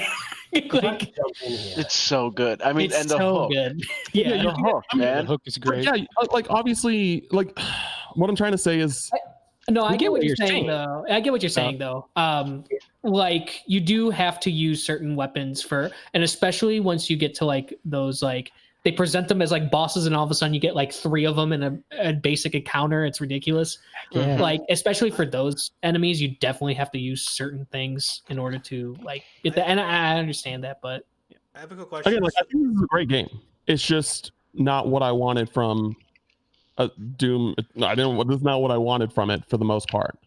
When it comes to the platforming and the use of your weapons and. I think the flow of combat is a lot slower than 2016. I will also say that I think some of the missions are really long. They do get it's not even that you're just on nightmare, because I played on like whatever the normal mode is, and like there are times where the missions are legitimately an hour long. So long missions in that game, Just to cut in for one last thing, of course, because I didn't get really a chance to experience the story really, but I know that you guys seem to have had a lot more. Oh, story's awesome. Yeah, that's what I want to talk about. So guys, I know that you guys specifically think it's awesome, but then I also have people that have heavy criticisms of it, like say like Johnny Bomb, for instance, think it takes itself it went from being not taking itself too seriously, I think, in Doom 2016 to now taking it a little too seriously. What do you guys think about that? I totally disagree. I don't think it takes itself seriously at all. I don't think there's. When you start learning the lore of the Doomslayer, it's like the stupidest thing ever. Like, was that necessary for the game, you think, or is it just? No, I think it's a highlight. I think it improves it. I think I'm trying not to say too much because I know Cam hasn't gotten to this point. This isn't a spoiler, Cam. It ties the whole Doom saga together in that sense. And so on that level, I think it makes sense. Because, I mean, the question coming into the Doom reboot was like, okay, is this just new altogether? And it's like this game kind of touchstones to the old games in a sense, except I'm not really sure how Doom 3 fits in. But all the games... Doom 3 is a separate one, I think. Yeah, all the games, like, after Doom playing 64 Eternal... connects to this game. yeah. Like, all the Leads games, straight like... into Doom 2016, doesn't it? Yeah, it like makes sense how they're all like intertwined, and I like that. So on that front, I think the story in Doom Eternal, I don't think, here's the thing about taking itself too seriously. I think the story in this game is like hilariously straightforward, and you really only start the things that when I was playing this game and I was talking to Mike about it pre-release, I was telling him about all these things that I thought was hilarious in the narrative, but there were things that I was only gleaning because I read every data log in the game. If you just watch every cutscene in this game, like it's just really straightforward. Yeah. And on that front, I don't really understand how it's taking itself too seriously. Now, the lore is where it gets it really stupid. It's got the Destiny problem. It's got the Destiny problem of bad narrative, really awesome lore and world building. Yeah, which I think that's smart though with Doom. Like, and any attempt to take it seriously, like during the cutscenes and everything, is hampered pretty much entirely by the Slayer just going, "No, don't give a fuck." Just no, and that just brings the levity needed. There's a portion in it. I think it's the 5th mission where it's like a doctor's like voice notes. I won't go too much into it, but I thought that part, they're so good. I was laughing so hard during that. I'm like, oh my lord, this is so good. Beautiful. Wait, like Dr. Elena or whatever? Her he's like praising the Doomslayer. Like, how's that not taking itself seriously? I'm saying, like, seriously. Like, okay, so you just start off with this giant ship, and it was like, what happened to being on Mars? Like, it just starts in this random like spot, and then fucking shit's gone to shit on Earth, and I'm just like, that okay, pulled me out immediately when I did see. Yeah, I'm just like, cool. I guess we're not, you know. Well, it actually ties into Halo Infinite because Chief's floating in space. So both Chief and Doomslayer have been in space. Doom 2016 ends so abruptly. So I expected like Doom Eternal just pick up right where it left off, and it didn't. And I'm just like, okay, what's going on?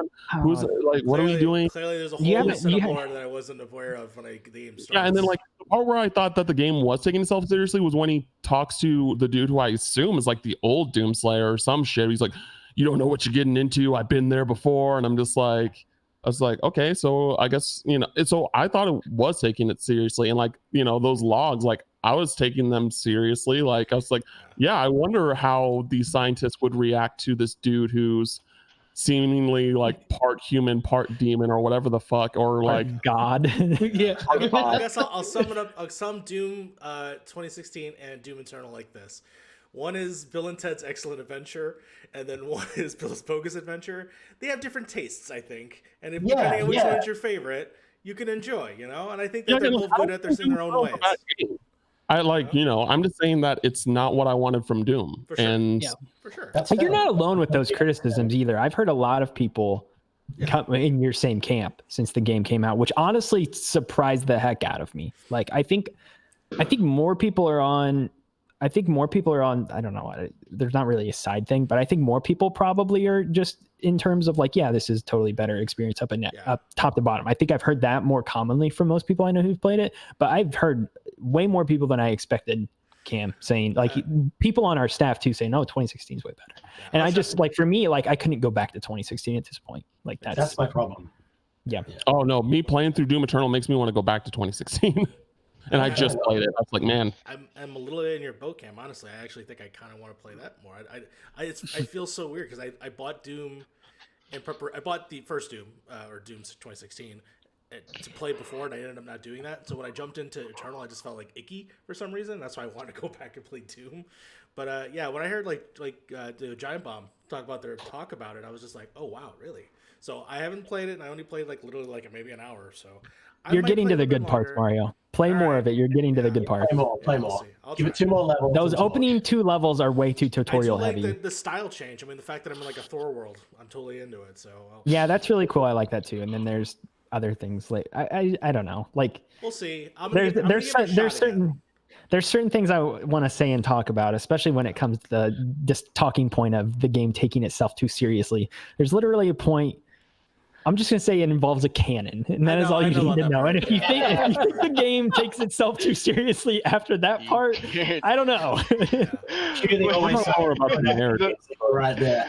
I'm just hoping that it's just camp for camp's sake or whatever. But game of the year viability, I don't know. Like this is probably my game of the year so far. Like I would vouch for this hard. Yeah, I'd put it above Animal Crossing, just easily above Animal Crossing for game of the year. Like I cannot. I mean, this is probably my out of the through March releases here that we're going through right now. This is probably my game of the year with a bullet. As we move forward, though, end of the year, I cannot understate how much I hate the end of this game.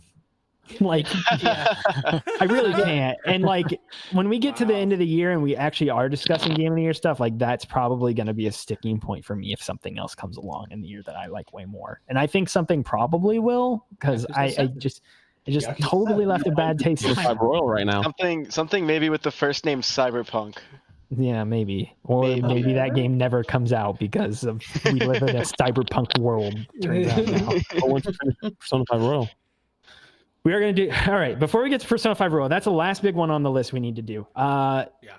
Let's touch on a few of these smaller ones. Mario deleted one thing that we actually need to discuss right now. Oh, why did I sorry. Actually, let's go. Scott, are you still here? Haven't heard from Scott in a while. Scott, you're the only person who's played Neo 2. Talk to us about Neo 2. Are there spiders in Neo 2? Are there spiders in Neo 2? It's like a 120-hour game. It probably is somewhere. Probably demon spiders. I can't think of specifically spiders at this point, but I'm a big fan of the original Neo.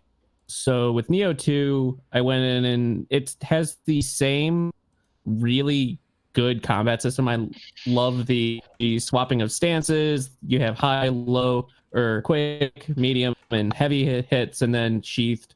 A bunch of different attack styles.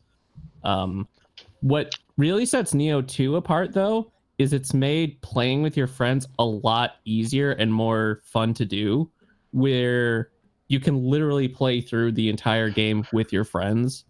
And the gear system is very much a Diablo-esque. It's very loot heavy, which I'm a huge fan of. I love loot grind RPGs like Diablo, your Torchlights, Wolcen, stuff like that. So that speaks to me.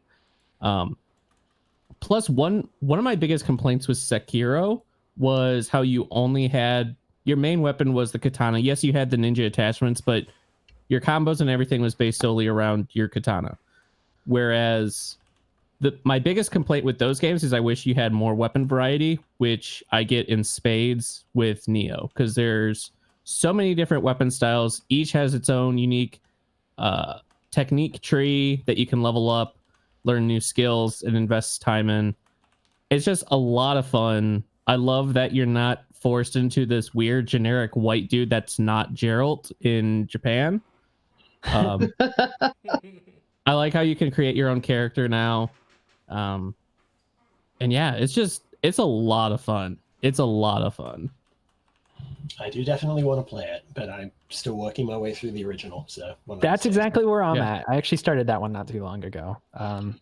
I've slowly become a Souls man over the years, and so this is. I feel like out of the Dark Souls games, like this, Neo is considered like one that stands out. This is like the best of the subgenre that is not from Software.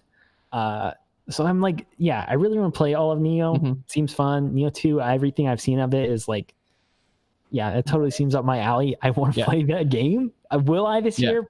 Probably not. I don't know. I just, like I said, I would want to play the first one first before I get around to this. And There doesn't seem to be really any narrative connection to the first one, so you don't. If You don't have to, yeah. You don't have to. Like Neo 2 refines and adds on to everything the first Neo had. Mhm. And it's just a lot of fun. Especially my biggest thing is just being able to play with friends is a lot easier to do and a lot of fun. That's good. So good game. It's like it's like, for those that haven't played it, it's in like a feudal Japan with some like mystic arts kind of thing. It's very similar. It's like if you took Ninja Gaiden and mixed it with Dark Souls, you would have Neo. Is kind of the best way I could describe it. Very apt, since it comes from Team Ninja, right? Yeah. So, Good game too. Hopefully more of us will play it by the end of the year. Spiders, I'll definitely give it a shot. I personally thought this came out last year. Neo 2? Yeah, I don't know, for some reason I thought it came out last year. Got revealed. I know Neo 1 has spiders, which is why I didn't play the first one. The game that Mario deleted that we need to talk about.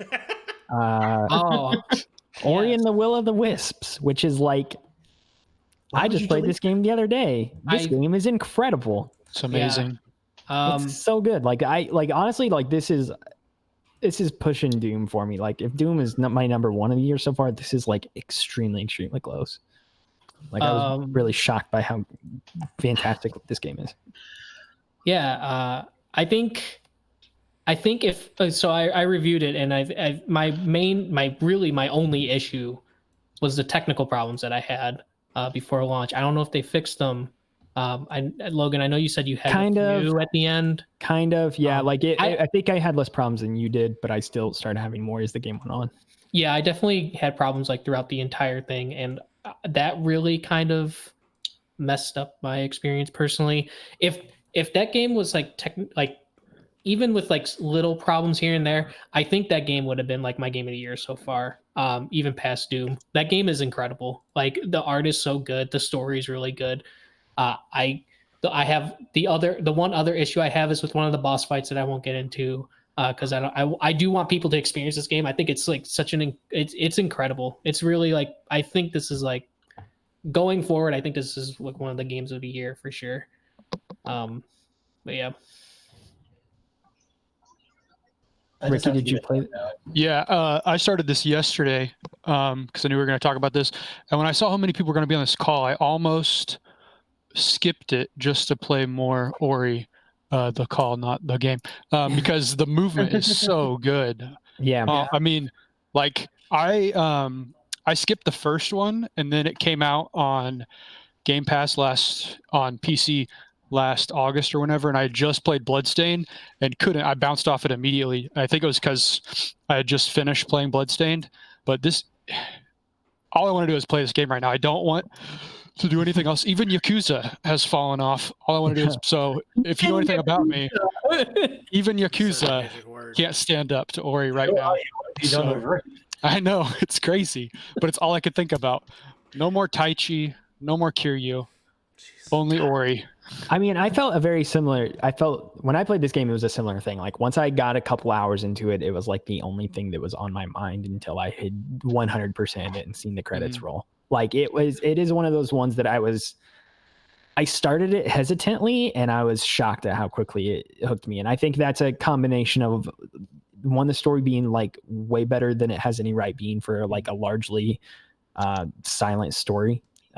Like there's words in this game, but they're few and far between.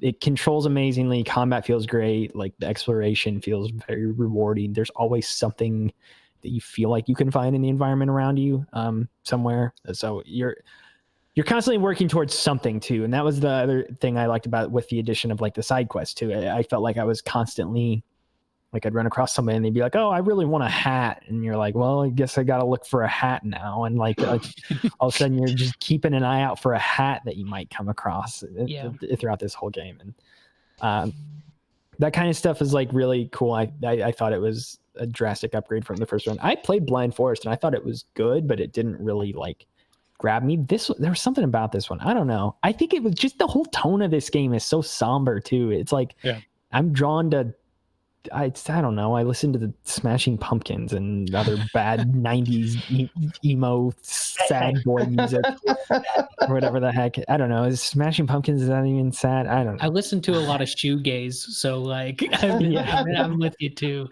Yeah, like I don't know. I'm like naturally drawn to like sad, somber things like that sometimes, and like I don't know. The game like it filled that void for me in a way I was not expecting. I don't know. It's really hard to explain why this game is good. I think it's coming from like, I think Ori and the Blind Forest was really good. I think it was one of my favorite games of that year, for sure. But it improved, like, just simply adding combat to it. Like I didn't really understand like what that would do, but it turns out it was really a good addition to like add that kind of like combat system that it has. The upgrades all feel like really good and unique, and they all work like when you're trying to fight any of the bosses that are in that game too. Like you have to use you don't have to use everything, but I think you do I think you can use everything, and they all work like well together. Each of the environments all look like, not only look great, but I think it's a lot more varied than Blind Forest also. Like, and I think, I guess like one of the only things maybe is like the enemy types. There's not a lot of them there, but like at the same time, I guess that's not really what I'm there for. I'm not there to like go against a bunch of different enemy types and all that stuff. I'm not looking for like the variety. I'm really there for like kind of the story that it's telling. And it's really like, there are moments in that game where like, I think I kind of spoiled one for you, Logan, while you're kind of. It wasn't in the way I was expecting. But so like, it was different. like a point happened, and I literally said, "Oh my god!" like out loud. I was like, "Oh my!" It was crazy. Like the game is really good. It's super effective in its storytelling and stuff. And I'm with you guys in that. Like I think if the technical problems I didn't have weren't there, like this game would automatically go up to like my favorite game of the year for sure. Even past anything that I've played, even in April. So like, it is that good of a game. Yeah, like I haven't had any. Oh, go ahead. Go ahead, Ricky. I haven't had any technical issues, but I'm probably, I don't know, halfway through it, so we'll see. I'm also interested to see, because I feel like they dole out the upgrades pretty quickly, and so I'm interested to see if that keeps up, because that's kind of been the thing that's been the best part is, once something starts to get a little bit stale, they throw something new at you, and then you can go unlock a bunch of new stuff, which I know is common in Metroidvanias, but just the way you move from place to place feels like I don't care about going back to an old area, because you go through so fast now at this point that the exploration gets a lot more fun. Yeah, I have to say as well, I have yet to play this game. I really want to, mainly because they hired as a level designer the guy who was responsible for Project AM2R, that fan-made Metroid 2 remake, which came out. I did not know that. Yeah, it came out a little bit before the actual Metroid 2 remake, Samus Returns, and I mean, I enjoyed Samus Returns, but AM2R was just better. And it was, it's one of the best Metroid games to have ever existed. Go figure. So yeah, I was super disappointed to see that Nintendo took that down, but also super thrilled to see that the Ori guys picked up that developer. So shout outs to him, shout outs to his work, and that alone is reason enough to pick up Ori 2, quite frankly. So there you go. Yeah, if there's one game that like I feel like might somehow go slept on, I mean, I think for a couple reasons. One, just because Xbox is still like the lesser brand in this generation we're in currently. So, I mean, plenty of people have Xboxes and PCs. So it's not like the game's going like totally under the radar, but I think it might be getting slept on a little bit more because of that. Yeah, I mean, like come year's end, I just feel like it just released so close to everything else too. Like like this came out and then it was, Doom's here and Animal Crossing's here and Persona's here and Half-Life. It just felt like it got really lost in the shuffle really, really quickly. And so I would, right at the front of the rush. Yeah, if anybody has any interest in this game whatsoever, like I cannot encourage you enough to go play it. Like I can't think of a lot of reasons. Like it's very weird because I can't think of a billion specific reasons why the game is good. It is just like, do you like the Metroidvania genre? Yes, then you have to play this game because it's probably one of the best of those I've ever played. It hits all those same notes, but everything you're doing in between is just, it feels so good. And as someone who's played just the original, just not actually all the way through, I kind of lost interest midway. Do you feel like there's still enough here that would propel me to the end? Oh yeah, That's just my fear because I want to try it and I have Game Pass. So the beauty of having Game Pass is yes, I'll have access to this. Hundreds of millions of people will have access to this game. But yeah, I'm kind of in the same boat. Like, because my fiance loves Ori and the Blind Forest, and I played like the first half of it, and I just kind of got bored. I think this is like legitimately like one of the best games of the year so far. I feel like I can't miss this. Like it's so good. I definitely felt like the latter half of Blind Forest kind of waned. I agree with that. Yeah. So. Well, like, it's not even that. It's just like nothing really outside of like the visuals and the music. Like, I never felt motivated to push forward outside of, which is a game that I really wanted to play, like the first one. And, you know, it wasn't until like my fiance where like I actually, you know, decided, okay, let's do this. But then like I played, I was just like, I don't know, it's not really clicking with me. Like the music's great, the visuals are great, but like the gameplay is just like, it just doesn't do anything new for me. I would say the gameplay is just like kind of like fundamentally different in this one, just with the addition of combat like that. Yeah. You know, like it just kind of plays different, like it flows differently than Blind Forest does. So it might be a little bit, yeah, it might like, I would say that even if you didn't like Blind Forest, I think Will o' the Wisp is something that you might enjoy. Yeah, I mean, everything you guys said, I'm definitely gonna give it a shot. Yeah, like Blind Forest I played and I liked it, and it just kind of forgot about it really quickly. So, yeah. Sorry for cutting you off, Ricky. That's okay. I was just gonna say, yeah, like I said, I probably played 30 minutes of Blind Forest and bounced off. So basically immediately, and you know, this one's got me enraptured. So I think it's worth at least a look, even if you don't stick with it. That's the power of Game Pass, baby. Yeah, story, exactly. The story, I mean, again, like it sounds kind of cheesy, but like the story does keep you pretty well compelled, and it feels like you're constantly, the thing I liked about it, it feels like you're constantly uncovering like mysteries to a certain degree because you're in like a different land, and I don't know, there's like backstories to everything that have gone on that is kind of intriguing. I don't know, I just felt way more, I definitely felt way more compelled with this one rather than just like, oh, I need to beat this game and knock it off my backlog. It was like, no, I like actually trying to figure out what's going on here. So I also think it ends really well too. I really like the ending a lot. I do too. And it's really sad, but I really like it. I like it too. I'm excited to play it. From one Xbox game to another. Oh, let's talk about Bleeding Edge. Let's talk about Game of the Year 2020.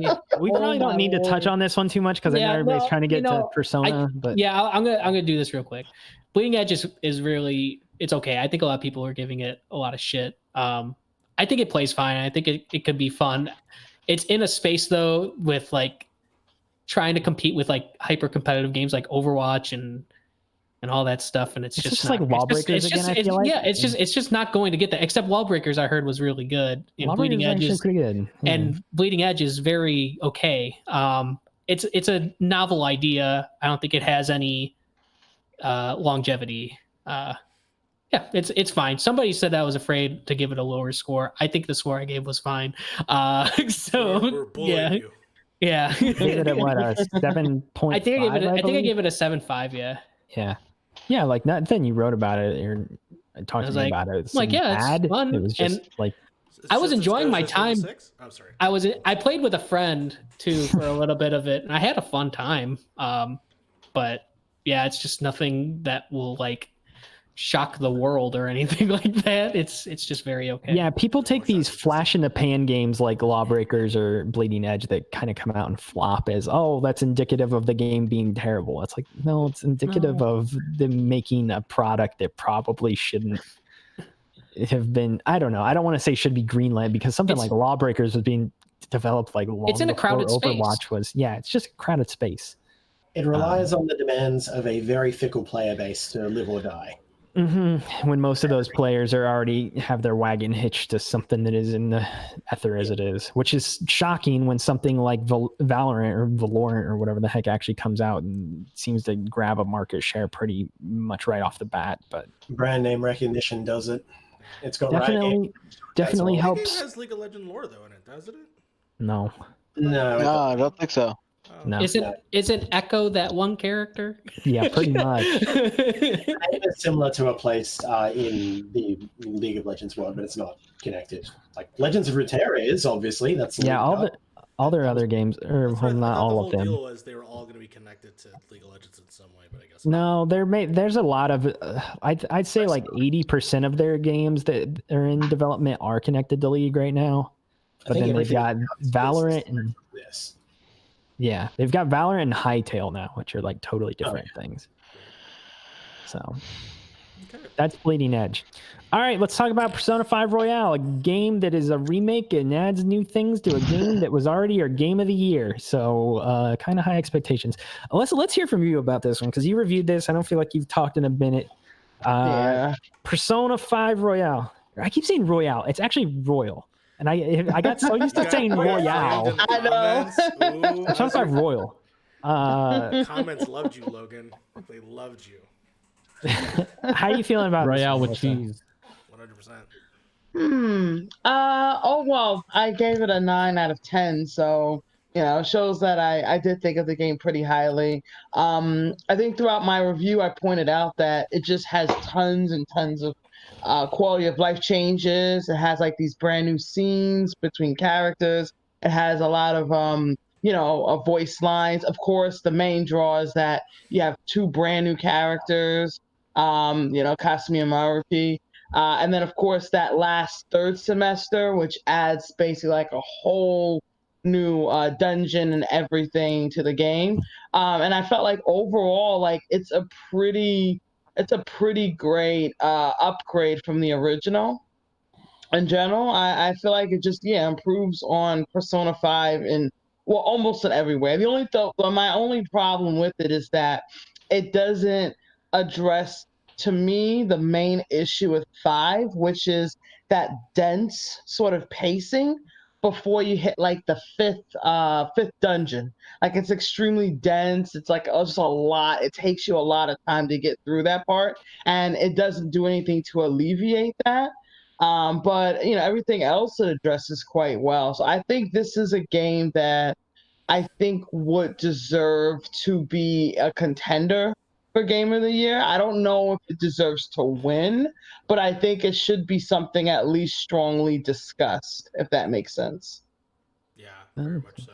As I got to play the game a little bit pre-release along with everybody here, and for the new things that are apparent, especially when it comes to the battle system, with the baton system specifically, I think there are definitely some great life improvements when you play this game. Some life quality improvements. Being able to baton pass to basically your entire party. If you do it successfully throughout your entire party, you basically get a free action, and it's just so satisfying. On top of course, all the additional stuff. I mean, even though it's antiquated with like this sort of like a picture gallery, but they took that idea of just sort of like concept art and stuff like that and made a museum. They took like Animal Crossing's museum and you just get to explore around and customize it in the way that you like. Yeah, and I think absolutely. that's cool, even though it's it's sort of a silly kitschy thing, but the fact that that's in there, that love, that care of all the music, the art, the style, like it's all bleeding in that game. And some of the new elements that I got to see in terms of story, I didn't get to see a whole lot because I got caught up in a lot of games that came out afterwards, so I had to pause. I'm hopefully going to get into it shortly. But the new stuff that I did see, I was very intrigued by, so I'm very much excited for those things. And the soundtrack's just balling. Even I really like the new songs too. Yeah, me too. Yeah, the mini games are awesome. I love darts. I've gotten addicted to that, and we got to do a video where we do darts in Persona Royal versus darts in Final Fantasy. Yes, that'd be amazing. And you touched on the whole gallery thing, and that was another thing that I really loved because that was a part of the Thieves Den. That whole that whole side section it's incredible. Like I love the fact that you can collect all these gallery things, these like 3D models based on the character's persona and the bosses you fought, and you could just decorate it how you want. You could just run around dressed as like anything you want as any character, and then the card game is so addictive. Like I spent so much time playing that card game. It's the new Gwent. It is.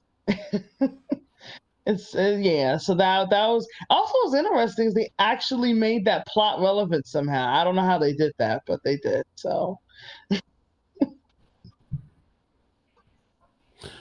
Yeah. I am still very early into Persona 5 Royal, but before I played Final Fantasy 7 Remake, either Persona 5 or Red Dead 2, not entirely sure, I would have probably considered my game of the generation. Mm-hmm. And from what I've seen and from what I've experienced myself, like, yeah, this game's just phenomenal. Like, one of the best JRPGs, like, like, when have we, like, not in, like, up to March, like, when have we gotten a JRPG, like, with this amount of quality, like, overall? It's just, I don't know. I think it's phenomenal. And the quality of life things that I know that are a part of the game, even though I haven't gotten to that point yet, just sound amazing. And I'm looking forward to playing the rest of it. At like up to this one quarter, it would be my pick for game of the year. Yeah, and just to reiterate that before we cut off, where you talk about quality, the side stuff in the game, I think, is quality because it's integral to the main plot and main part of the story and building your character. So that's why it's a game that does side quests really well. Yeah. Oh yeah. For this quarter, we'll talk about next quarter if there is one. Yeah, the world might end. Wow, ominous. Jeez. Aliens invade in May, folks. It's cool. There's an XCOM game out in a couple of days. We'll be prepped. Did anybody else want to talk about this one? It's real good. Just if you're a fan of turn-based RPGs, play it. It's worth it. Even if you're not huge. What if you're what? What if you're not a fan of turn-based RPGs? Are you a fan of Goonies? What? Like the movie? Yes, Goonies. I love the Goonies. Yeah, it's a great movie. Or Monster Squad. You will love it. You will love it. This ain't no Monster Squad. Get out of here. Oh my God. Don't you dare. That's the one thing with Persona as at least 3 through 5 as a franchise. It's like, it's kind of one of those JRPGs where you'll either love it or you will not like it at all, and that's just how it is. Yeah, so like, I'll say you're right, Mike. The best example, Stranger Things. Do you like Stranger Things to play this game? Yeah. Yeah. I'll say this about. Go ahead, Mike. Sorry. No, I was gonna say, like, I've gotten more into turn-based RPGs lately. But I'd say that Persona 5, I was gonna say a little bit. I've played like 40 hours of Persona 5 original. That is a little bit of Persona. Yeah. 5. It actually is. It's a little bit. I played a little bit of it, and I like it. I think it's really good. I think the art style is awesome. The music's amazing. Life Will Change is the best track on that thing. It's so good. But yeah, like, it's a solid JRPG. I'd say if you're not into JRPGs, I think this is like actually a good one to start with. I think the concepts are like pretty easy to and pretty straightforward, even if they do kind of get a little bit more complicated as time goes on. But yeah, I think it's really good. Persona is like far and away my favorite video game franchise that I have like never played ever. Not ever. Like, I'm just like totally enraptured and in love with like everything that these games do, and I've put probably 20 hours into Persona 4 Golden, and then I just bounced off of that, and I've put probably 5 hours into Persona 5 Royal so far. I'm totally committed to making sure that I beat this game. Like, it's literally, if you go check my Twitter account right now, my pinned tweet is, I will beat Persona 5 Royal before the end of the year. I am like ensuring that I actually beat this game, because I seriously do love everything about this. Like, I probably listen to the freaking soundtrack for this game like 3 times a week, like no joke, while I'm working. It's so good. I mean, I'm just sitting around writing all day, so it's just like easy, like background listening music. I love Persona. I think it's awesome. I think it's so cool. I and I have just I know a lot of things about the game too, like, but not like spoiler related things. But I just know like.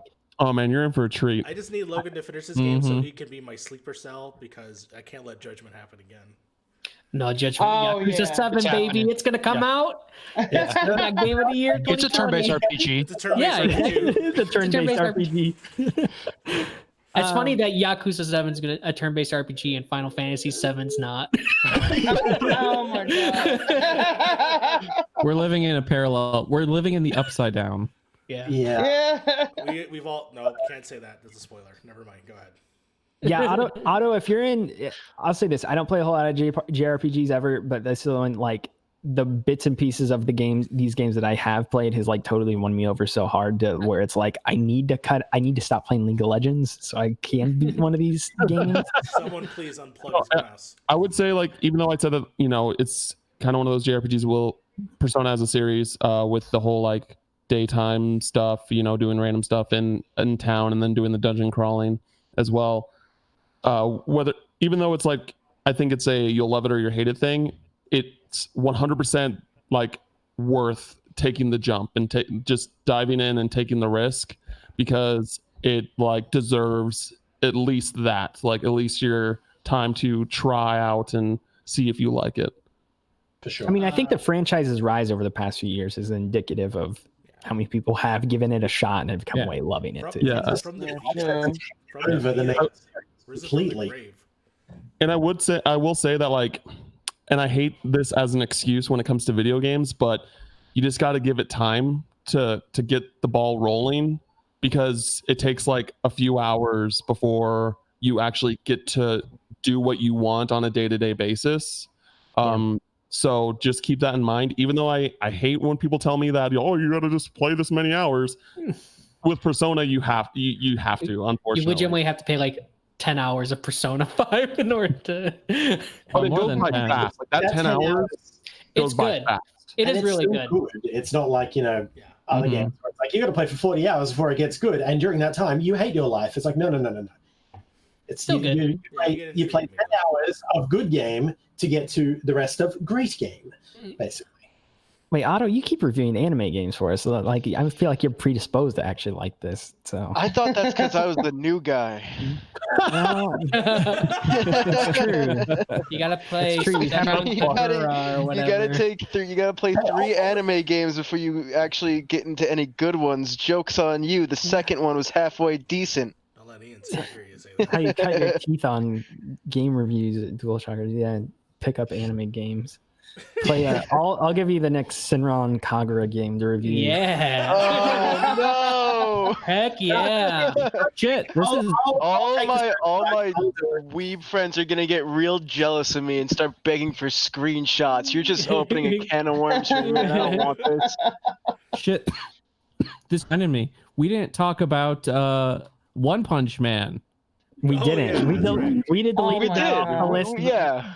We deleted it off the list before you joined the list. I was gonna say because we said it's not. Here's a spoiler. It's not game of the year at all. Let's do a final breakdown. I mean, just run through the games real quick. I feel like the ones that have kind of come out near the top that we're probably going to be talking about more near the end of the year out of this first quarter slate. We've got Kentucky Route Zero, I feel like, is a dark horse. Like we kind of said, Ryan vouched for that one somewhat.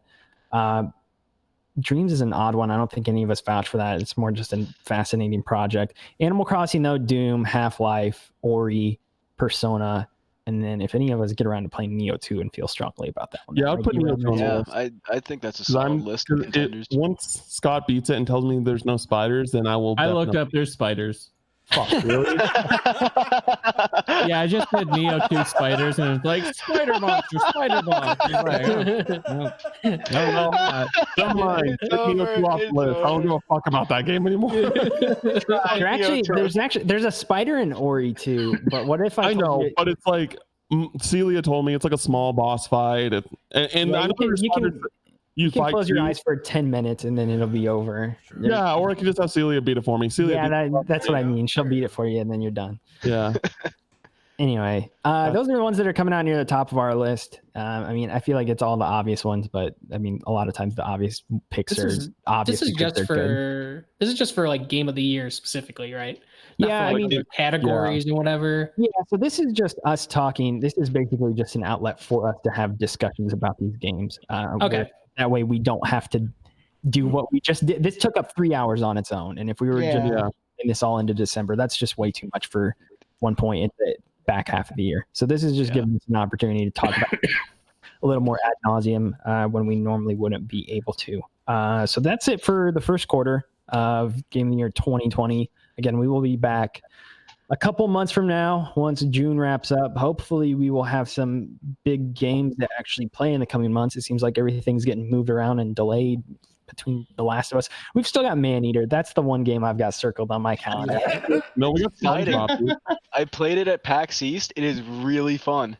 Just give me, I just want to eat some people, man. Just please let that We got game Xenoblade.